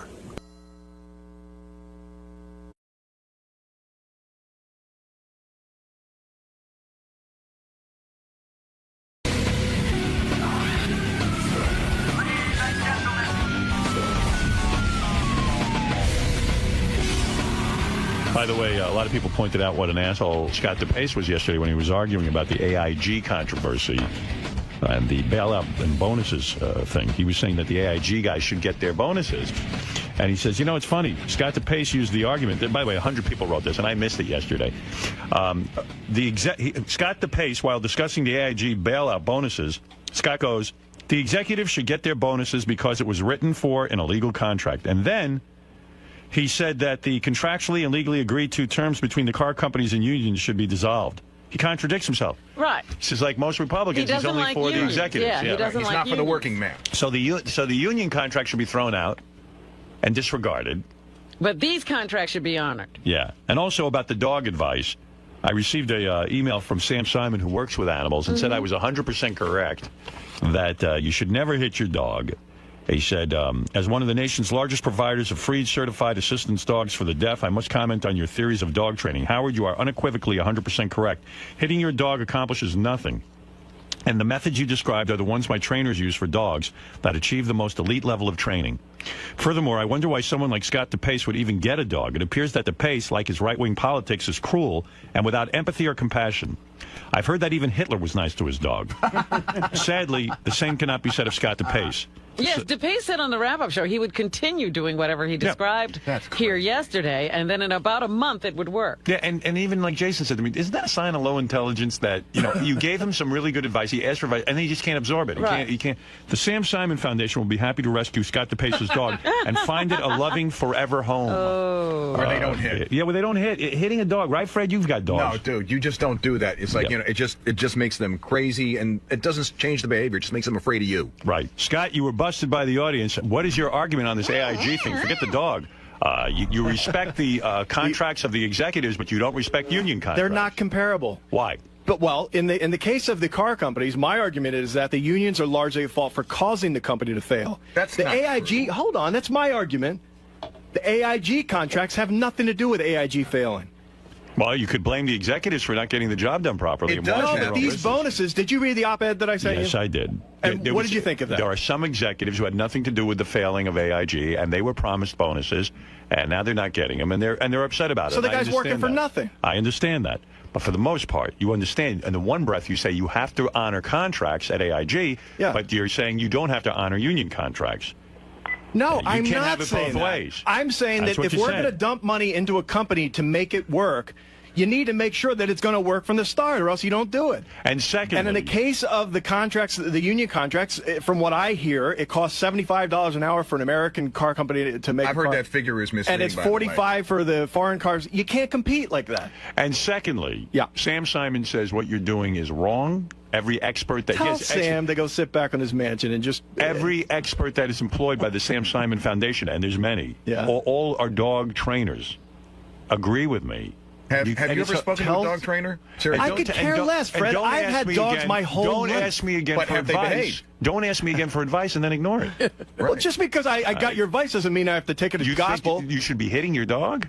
I don't. It's not like the dog yelps when I hit her. Oh, come on. It's a tap on the ass, and she knows she did wrong. And a tap on the ass isn't going to teach her anything. Yes, it is. No, it's and not. then I throw her outside. Not only that, she's not doesn't even understand why you're doing it. She does. No. She goes on. All right, then why yell? What's the difference? Does a lion tamer not use a whip? What do you want him to just talk to the lion? He's a fucking lion. Well, what's the difference? Lions eat people. Dogs are loyal pack animals. What's the difference between a lion and a dog? Does a horse use a whip? I saw the most. I mean, if you are not a dog lover after this, there is a video going around on the internet. Chris sent it to me. I should send it to you guys. Yeah.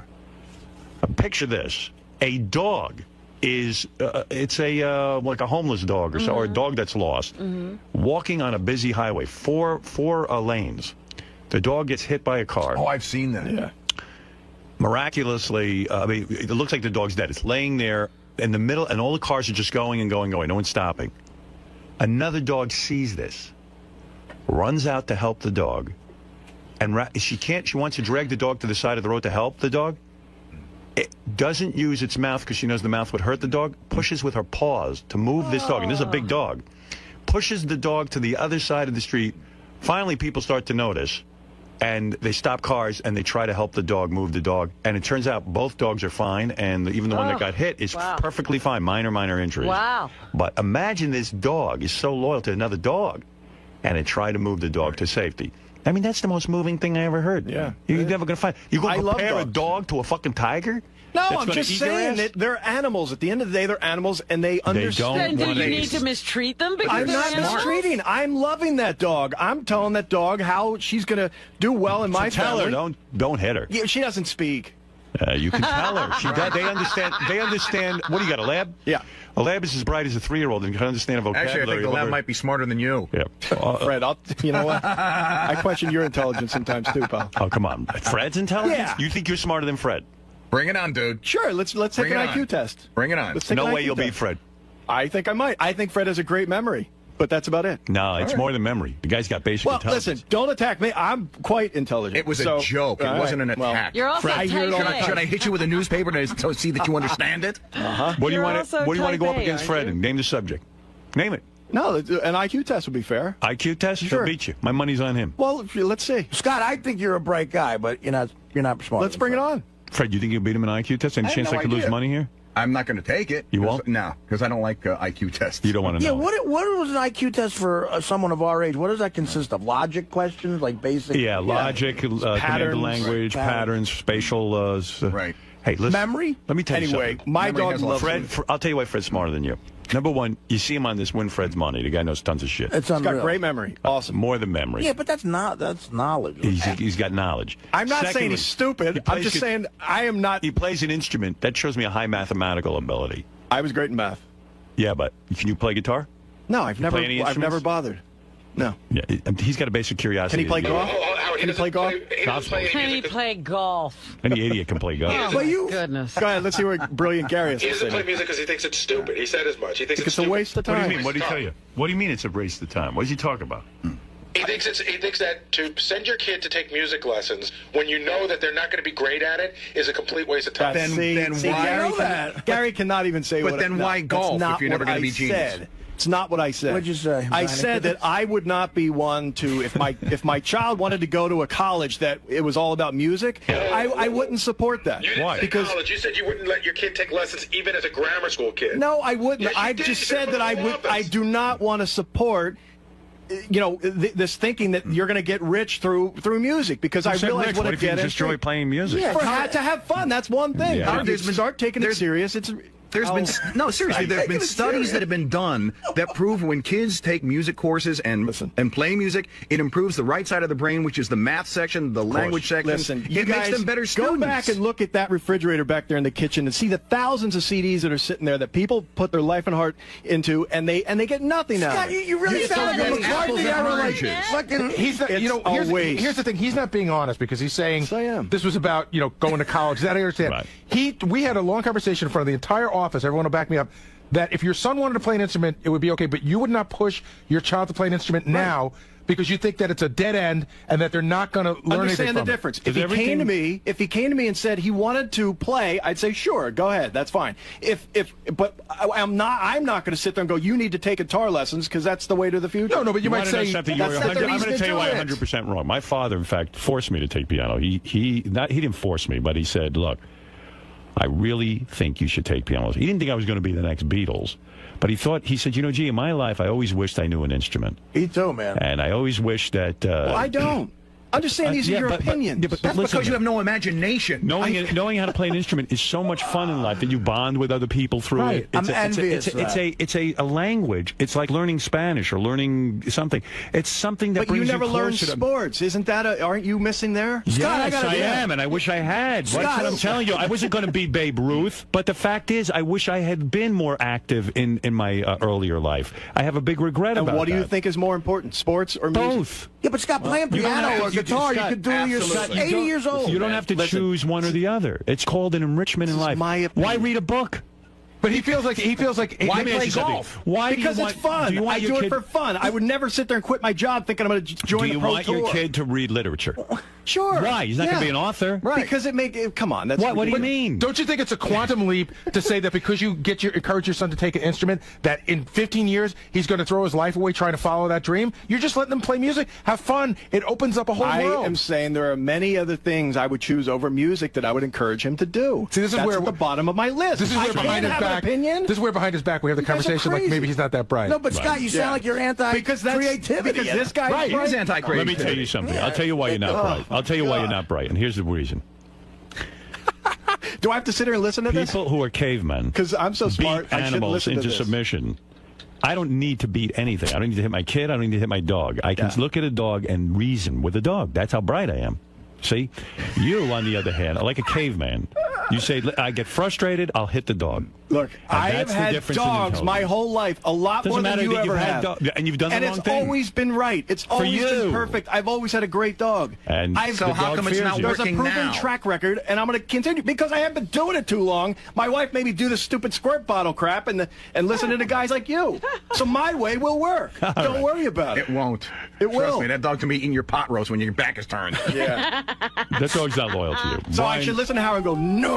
or whatever the hell it was. That's a step in the right direction. All right. Any dog expert will back him up. No dog expert backs you up. I don't need a dog expert. Scott, when I was a kid, my father, we literally spent hours hitting grounders and everything. Yeah. And I had so much fun, but I really wish half of that time was spent on learning an instrument. Great. What would they have done for you? I don't get it. What do you mean, what would have done? You know what? It's fun. It's like your golf. It's fun. I'll tell you what, in the professional now... I don't say you shouldn't. I'm telling you my opinion about my son. So I'm not going to push him towards music. I will push him towards golf. Music is a very important part of life. I agree. And for a child to have an understanding of music theory is an advanced child. And you're giving them something. It's like swimming. You're giving them something. I just don't see it. Can you explain that? Music theory. Why? Because you're a bore.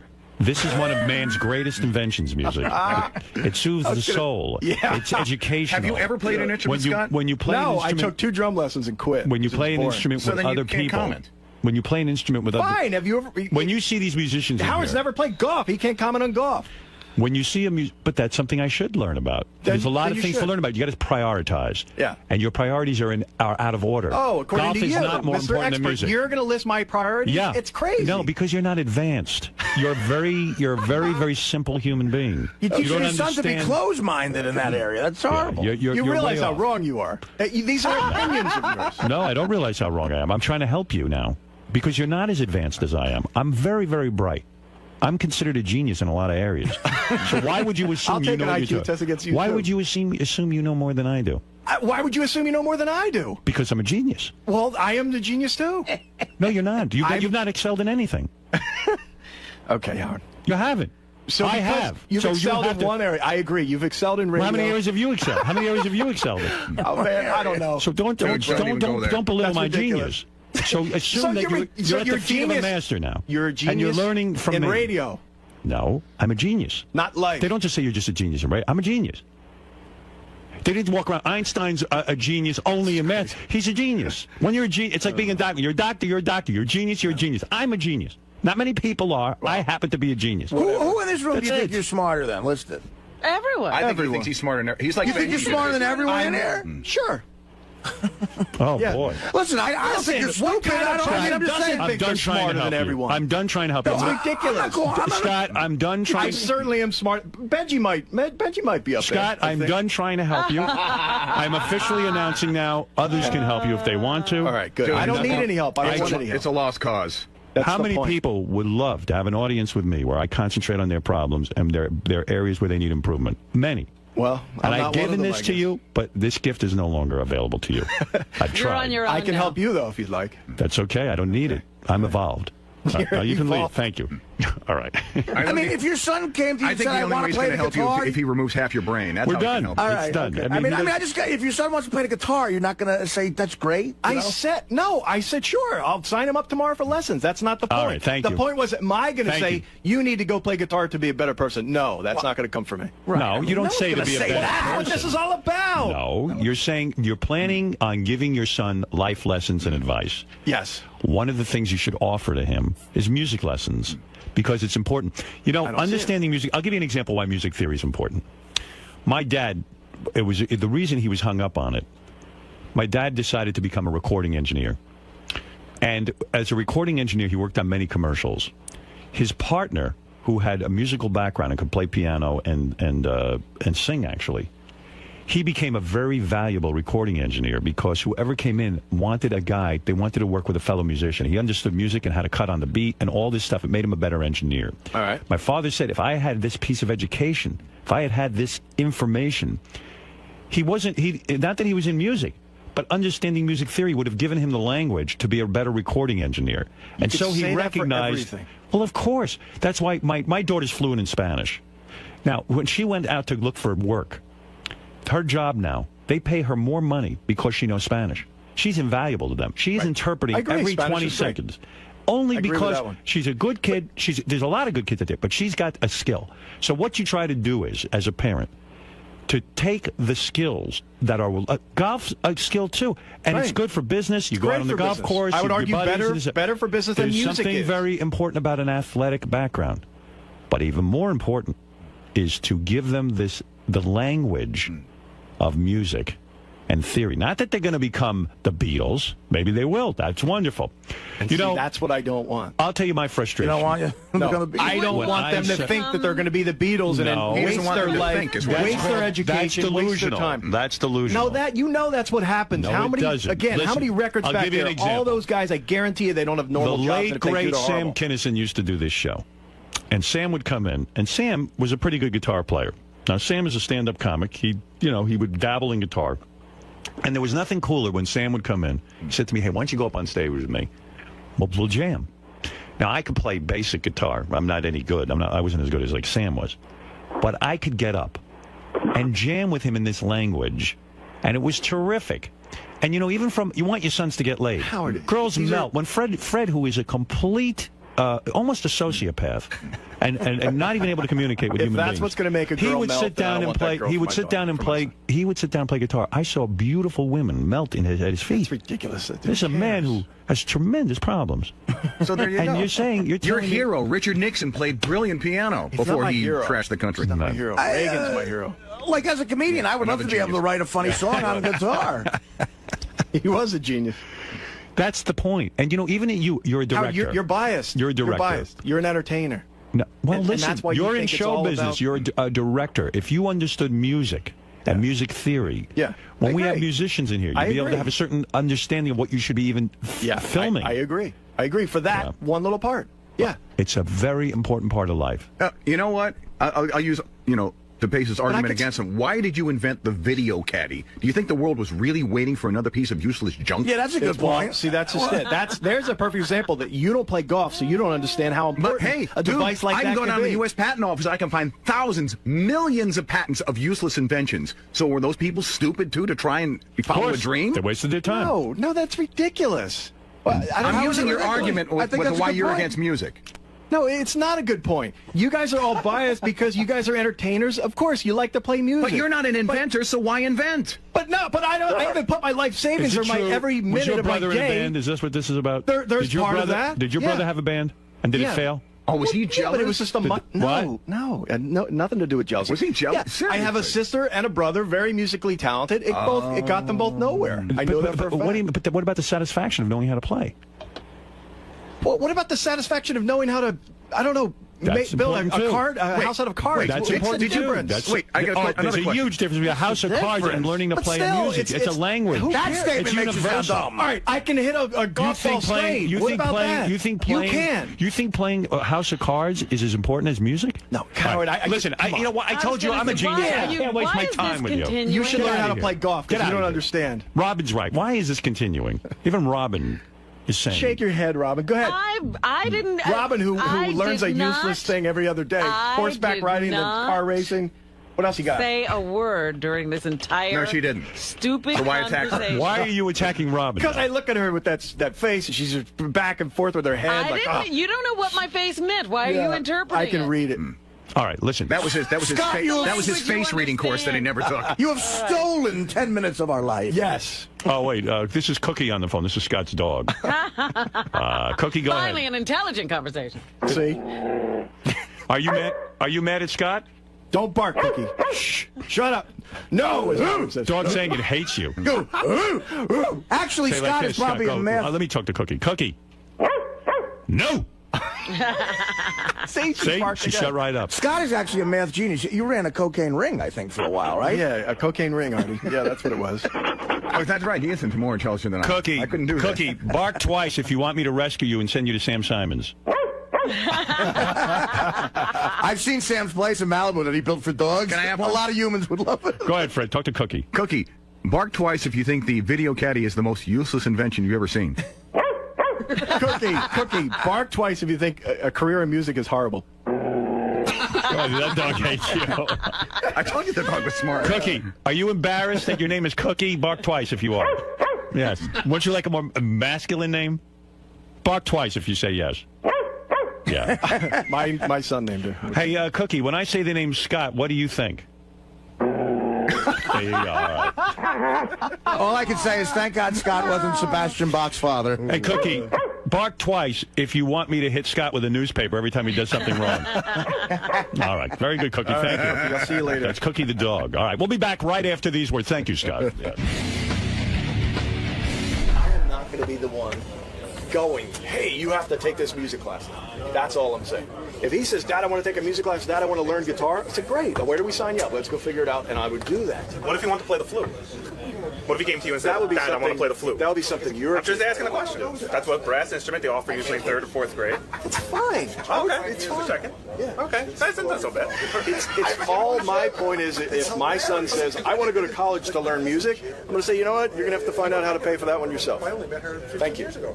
But you'll pay for college if he wants to go for, say, politics or Absolutely. history. Any of the business. History, no, that's another no-no. What else is useless? English, probably not, because the only thing you're going to get there is probably well, English maybe, but most of English jobs, I guess you would end up being like a teacher or something. Generic art, liberal arts degree? You can use English for anything. I wouldn't pay a lot of money. You can use history for anything. You can use anything for anything. No, in fact, most people who go to law school are political science majors, English majors, history majors. Exactly. Right. I wouldn't pay for law school. Because that's a whole nother... No. Why not? That's a great living, man. I have 2 male boys. So you don't let them if they wanted to be, if they were like, hey, Dad, I love hair, I love the art of hairdressing, that's what I want to pursue? No, thanks. Art major. They could, I'm sure that degree probably is. Is that okay? Podiatry? Sure. Art major. Art major, no. No. Why would you learn something that you're not going to use at your job? This is what my mother said. She goes, well, what are you going to do? Go work at a history firm? What are you going to do when you get out of college? You're going to go get a big job at the history? Let me tell you something. There are some jobs in history, but not many. No, but you're thinking too. See, this is you thinking too literally. You don't necessarily take your history degree and go become a curator at a museum. You use your intelligence and you can take it further. You can do anything you want with it. So you're saying in this job, which is a communications job, you don't use any of your communication skills you use at college? No, what if you had only taken history and then ended up in this job? Wouldn't you then be worse off at this job? Well, I can't possibly answer that. Well, I think I can. Yeah, of course. Of course you would. And if not, then your communication degree is worthless. It's not just history. You learn analytical thinking. You learn how to interpret facts, how to research, how to read. That's like me learning the golf program and deciding to be a musician. No! No! No! I'm sorry. You said building a house of cards. Oh, it's just, but I obviously was trying to. Right. Okay. Well, that's what I said. It's a bad example. But the point is, horrible example. Tim's gonna faint. I know people in LA who moved to Los Angeles to go to guitar school. Yeah. Fucking what a waste of time. They would sit there and fucking play, and they had a stage presence class. Why is it a waste of time? Because they don't make a career out of it? Yeah, right. It's a great hobby to have. This was their college. This was what they were 22. This was what they were going to do as a career. Look, if my kid says, hey, Dad, I really want to play guitar, I'm going to say, let's go buy you one right now. Absolutely. But if it's up to me to go, hey, Kyle, you're not interested in music yet. Come on, I want you to start taking classes. What if he does that? What if he has some aptitude and wants to pursue it? What are you going to do? Like, at what point do you kill the dream? At the point where it starts getting in the way of what he needs for the rest of his life, his education. When he says to me, I want to go to a music college, I go, work at it. Find your own way. I'm not paying for it. Oh, that is so. Who are you, Bing Crosby, for Christ's sakes? The point is, I would not support paying for something that I didn't feel was a smart decision. You're going to let that you're not going to let any of your past influences affect what your daughter might want to do. If she says, I want to go, Dad, I want to put everything I've got into making a new type of a Barbie doll. Are you going to say, okay, let's go ahead? I wouldn't do it blindly, but if she was good at it and she had the skills, and I would loan her the money to do it. I wouldn't give it to her, but I'd loan it to her. What if when Duke turns 18, your young son Duke turns 18? Kyle. Who's Duke? Duke's the dog who died. Late dog. Oh, I'm sorry.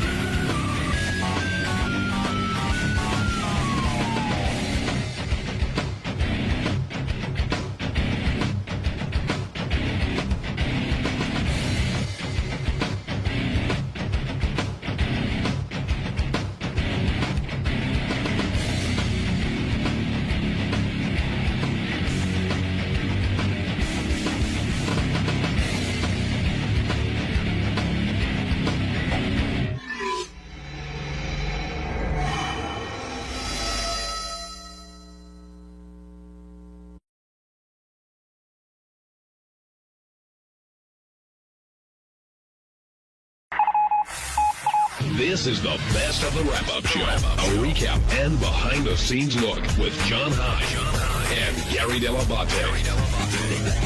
The best of the wrap-up show begins now. All right. On Monday's wrap-up show, we were talking about Tim and his stupid fucking diet and how he's not our friend anymore, man. He's gone. He left the world. He's somewhere else. Me and Richard decided he's gone. Check it out. Do you think Gary was out of place asking you what your first meal is going to be? No, not at all. Because honestly, when he said that to me, I knew what he was saying, but I just couldn't figure out what I was going to eat. I really haven't given it much thought. And that was more surprising to me than anything. Like, I would think at the end of this time, you go, okay, I can eat my first meal. Like, I know I'd be thinking, not like I'm going to have a steak, but I'll be, okay, these are the parameters I've been given. I am dreaming of a salad with tomatoes and avocado. Yeah, most people would be down at Del Frisco's, having a steak and, whatever. But it didn't really even dawn on me until you said that. I'm like, oh, yeah, I can do that now. But it's like, now, is it going to go right through you, whatever you eat? Like, are you going to need to be near a toilet? Are you going to be shitting actual lettuce leaves? I don't know. You might ought to just eat while you're on the toilet. Yeah, let's go. We're Sharon Osbourne. Let's get something really going here. Russell in Jersey, you're on the wrap-up show. Yeah, hey guys, how are you? I just wanted to say, what do you guys think about Robin and this attitude about yelling at Gary? I mean, if anyone has a personality change on this starvation diet, it's Robin. I mean, wasn't that sort of bitchish? I mean, I'm all against harping on Gary at times, no offense there, but I think it was a little excessive. It's human nature. The guy hasn't eaten for 21 freaking days. What are you going to have? See, again, Robin gets mad at me when I voice his opinion, but I think that if Tim succeeds, it validates Robin. If Tim fails, even though I think Robin went to Tim to try to do a good thing. I don't think Robin's like trying to recruit him into some goofy thing. I think she really wanted to help you. But if you fail, it does look bad for her. Well, the thing is that I would talk to him, because I was so amazed at Robin's weight loss. I was like, how did you do it? Because I tried a bunch of other things, and it really didn't work over the last year. And I'd lose a pound or two or whatever, and I went to the gym 3-4 times a week and all this kind of thing. And are you going to the gym now? I will start today. So you haven't been going during the fast? No, I didn't. Why? Because you just don't think... Well, I tried a couple of times, and I got real, because I push it. I try to really crank it out. And how much have you lost in the 21 days? Almost 28 pounds, I think. Good for you, man. So thank you. That's great. So, but anyway, the thing was, I kept asking Robin about it, and she came up to me before she was going to start her fast, and she says, do you want to do it with me? I'm like, I absolutely. I was to the point where I would have tried sniffing glue if that would have worked. I didn't care. But so I got onto it and learned about it and the process, and literally 2-3 days into it, I just felt so good that I didn't want to stop, because I recognized just how bad I felt a couple of days prior. See, the other thing, Tim, that gets people a little weirded out, which I don't even know if you realize you're doing this. When we let you start talking about it, you do start to sound like an infomercial, because I think you're so excited about it. But that's where it gets into the weird thing. You feel good. I tell you, I just feel good, because I couldn't bend over.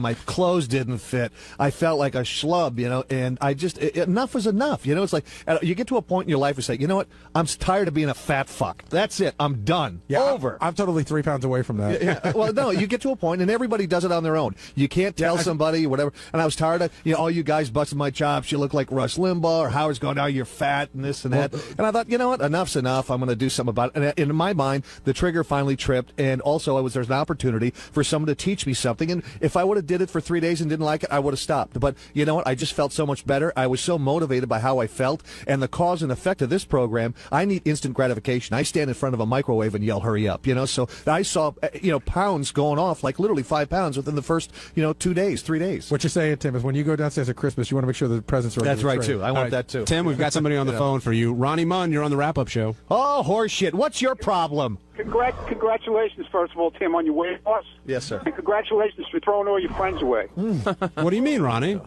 Well, the guy, ever since this guy went on this diet, I agree with Richard, man. He's like glazed over. We don't even know who he is anymore. Well, you should be happy the fact that I'm trying to get healthy, so when we do go out, we can really ramp it up. You're so done with us. We see it. Stop. Me and Richard, we talked about it this morning. You're done, man. All right, we'll make a date.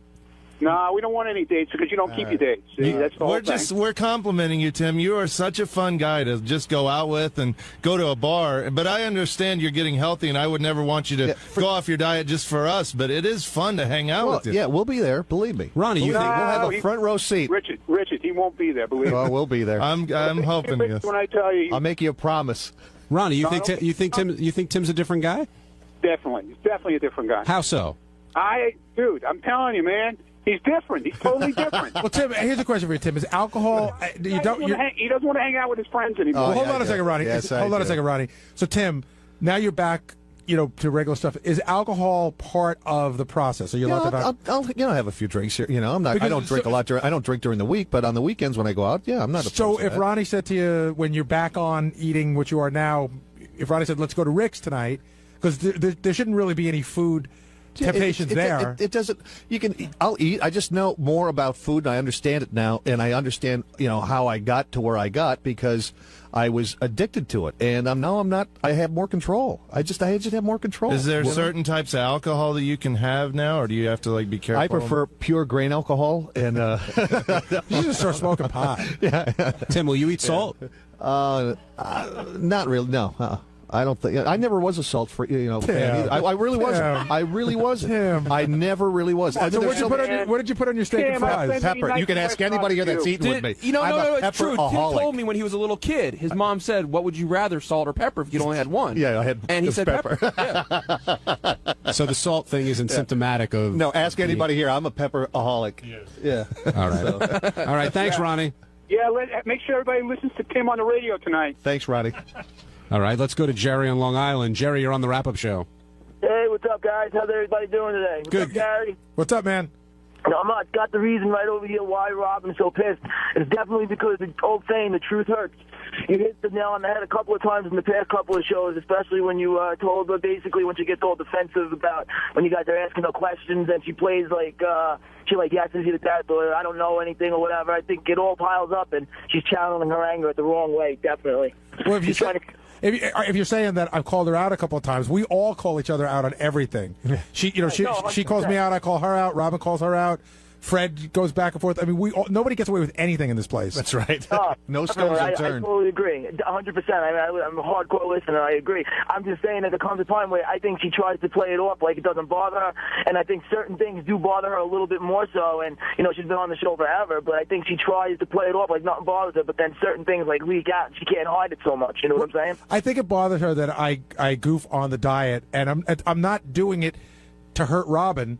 I'm just not a big believer in it, but Robin looks at me like I'm the one who doesn't understand, which is fine. She's got her opinion. I don't see the light, and that's fine. I mean, clearly, my weight shows I don't see the light. Well, you're a naysayer in a way. Right, but it's okay to have it. Listen, everyone's got to have naysayers, or else the world will just be too perfect. Ronnie in the Bronx, you're on the wrap-up show.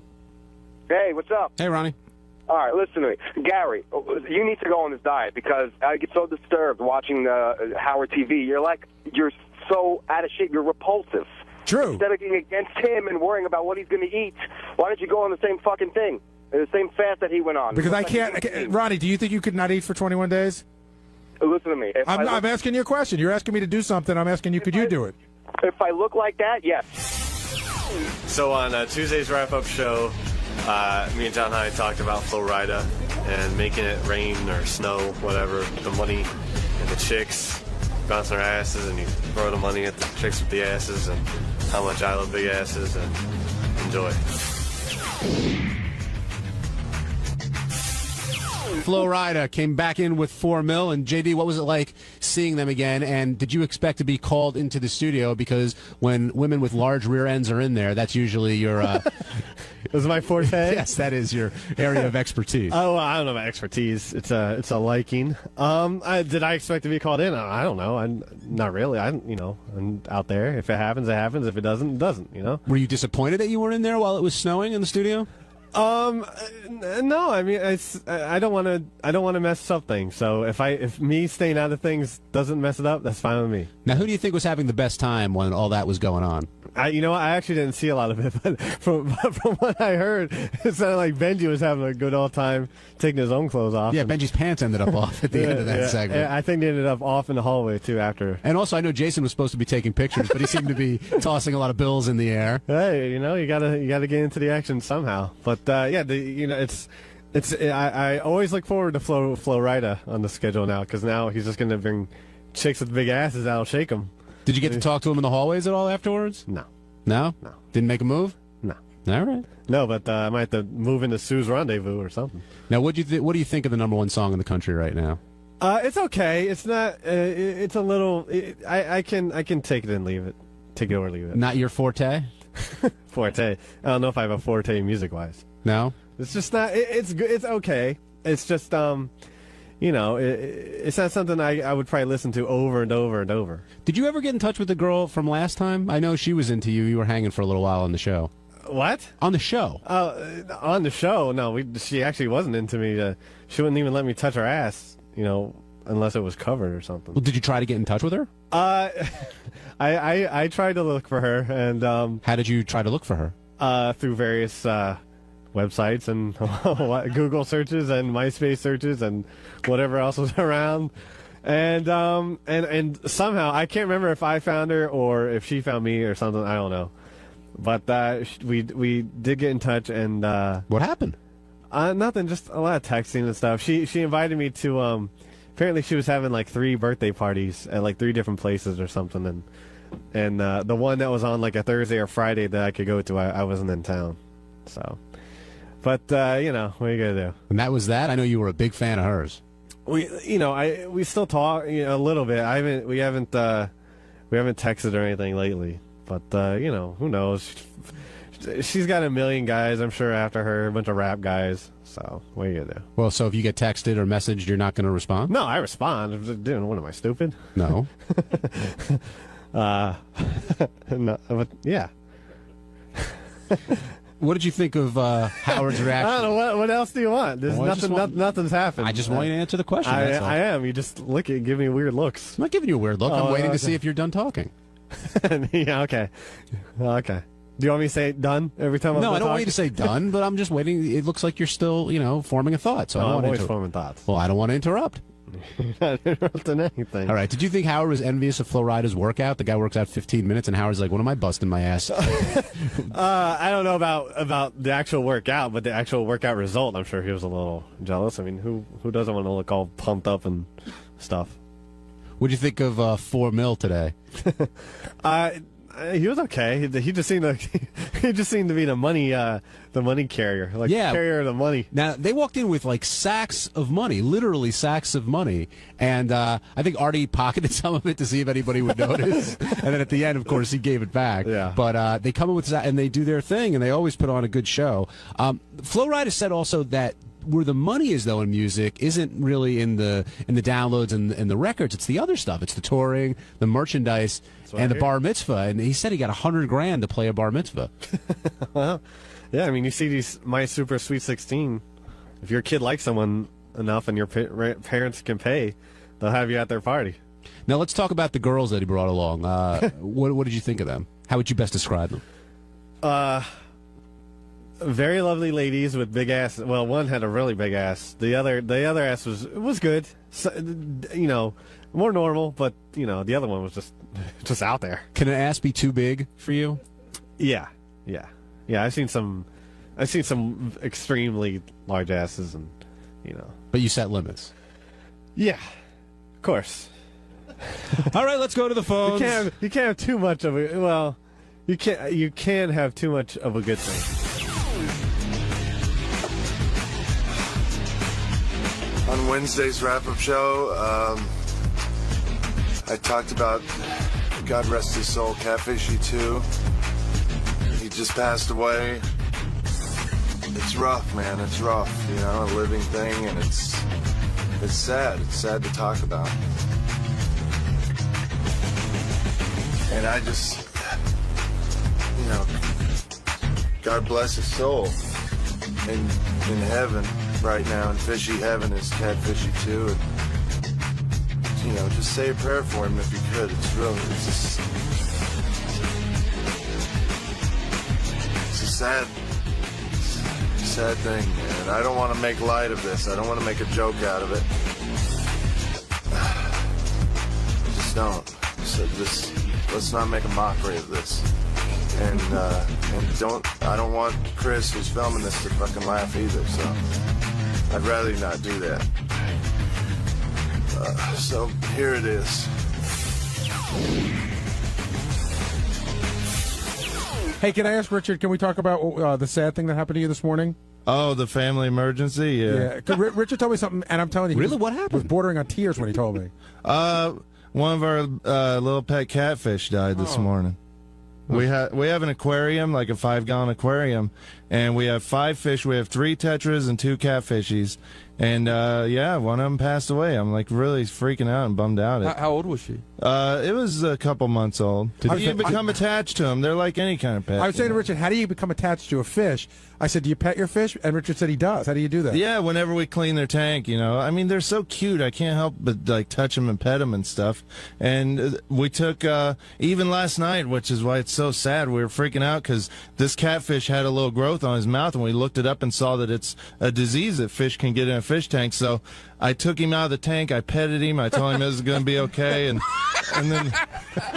then I took this. There was this. You killed your catfish, man. No, I didn't. No, I did it to take this mold stuff that was on his mouth off so he could breathe, and then he was able to breathe. Did you show him afterwards. the picture of the roof of your house and stuff? How often do you pet the fish? Not very often, and I'm real careful about it because I know it's probably you're not supposed to do that, but maybe once a month. But we take, you wouldn't believe these. It's like $5 or $6 worth of fish total. They're about $1 a piece, but we treat them like gold. They're our babies. You know that those $5 fish, those dollar fish, they never live long. Like you're setting yourself up for disaster. No, I've had talks with people around here. Doug Goodstein had a goldfish that lived for 10 years. Wow. Do you feel you're connecting with the fish and you're giving him joy when you pet him? Yeah, I like to think that, but it's probably not to them. And it's out of the water when you pet him? Yeah, well, it's only when I'm transferring them from their tank to their temporary tank to clean it. So you comfort them, you stroke them. Yeah, I tell them it's going to be okay and stuff. Did you name the fish? Yeah. What are their names? Pinky, Blue, Purple, Catfishy, and Catfishy 2. And did Catfishy or Catfishy 2 pass on? Catfishy 2 passed on today. Oh, so Catfishy lives on. Yeah, but the other Catfishy is so lonely because... Well, will there be a Catfishy 3? How do you know? How do you know Catfishy's lonely? Well, it's crying when it's in his hand. It just swims back and forth all day. It just sits on the bottom of the tank now, and they say, I become really good friends with the guy at the pet store because I ask him all questions and go in there all the time buying medicine and stuff. Oh, he sees you come and he sees dollar signs. Believe me, I'm sure he's your good friend. But he told me that these catfish they love having another catfish there, and it was the cutest thing. They used to. I would wake up at 4 in the morning and go in there, and they're like laying on top of each other. It was so sweet. So it's sad for the other catfish too, and I'm really bummed. And it's going to be hard to find another one that this one cleaned the tank so good, and he was always eating and real cute, and he was kind of chubby. And you can train a new one. Have you had the burial yet? Yeah, that was what I was going to ask. Are you doing anything? Are you going to just flush it, or are you going to do anything special? I didn't have time to take him out of the tank, God rest his soul, this morning. But my girlfriend's saving him, and we're going to have a funeral when I get home. I mean, you guys think we're joking. Richard's really torn up about this. Yeah, I'm bummed. It's sad because you become attached to things, and like you look in the tank, and they recognize you, and it's sad, man. I'm like bummed. How do they recognize you? Well, basically because they just want fed, but I put my face up to the tank and they all come right up to my face. Do any of the fish, are any of them more shy, like kind of don't play as well as the other ones Purple is, yeah, Purple's kind of a loner, but the rest of them they're so cute. And my girlfriend read some article the other day online about how you can teach your goldfish to do tricks, so we're going to try and teach them to do tricks. Richard also cried when Cotton Hill, a guest star on the King of the Hill cartoon, died. Right. Yeah, I mean, it's sad, but this is a living thing, and it's so sad. Any living thing that dies is sad. And on your birthday, too. I know. It was such a bummer. I went in, and he was laying upside down. You sure he wasn't playing an April Fool's joke on you? No. Maybe he taught himself how to, play dead. Well, he did a damn good job if he did, because he turned white, too, so I don't know how he can make himself do that. What do you feed the fish? Just fish food, the little, flakes. And I actually had to order them special flakes off eBay because we bought this new kind of food and it grew mold in our tank, and that's why I think this catfishy died. So I'm kind of pissed at this other kind of food. See, it's funny that catfish need special food because catfish are they're bottom dwellers. They'll eat any crap you give them. Well, that's what the guy at the pet store said. But meanwhile, this food, they were not cleaning it off the bottom of the tank, and it got mold on it. And I think that's what got the mold on this catfish and killed him. Brian and Philly, you're on the wrap-up show. Richard, Catfishy and Catfishy 2? Mm-hmm. That's their names, Dad Navitt. Is it possible it died of embarrassment? You know, Brian, you bring up a point. Like when Richard was talking to me about 𝗏𝗏𝗍𝗍 this morning, and then again now, he was very close to tears, and it reminded me like my son cried when his goldfish died when he was 3. It is like a fish. People don't usually make that kind of connection with a fish. Yeah, I know, but you know, we really want a dog, my girlfriend and I, but we see that we don't have time to take care of one, and I'm on the road every weekend, and it's expensive with vet bills and all that, so we decided to settle on fish, and we put all of our love into these fish. Wait, I heard that your girlfriend did want to get a pet, but you said no animals in the house. Well, yeah, I mean, because we just don't have time to They're not clean. We don't have time to take care of them. You know, a goldfish can go 5 days without What about a eating. She's allergic to cats. So, you know, I would love a cat, but... Yeah, but you're leaving a goldfish alone and not petting it and talking to it. It's probably died of loneliness. They got each other, though. Thursday's wrap-up show was all about Sal and his debt. Now, Sal's got a plan. He's going to work with Christine. He's going to take over the finances and put them in better shape than they are right now. And none of us believe it. You watch the conversation. Here we go. Heather, you're on the wrap-up show. I just wanted to tell Sal that I just feel so bad for you. I feel so bad because I know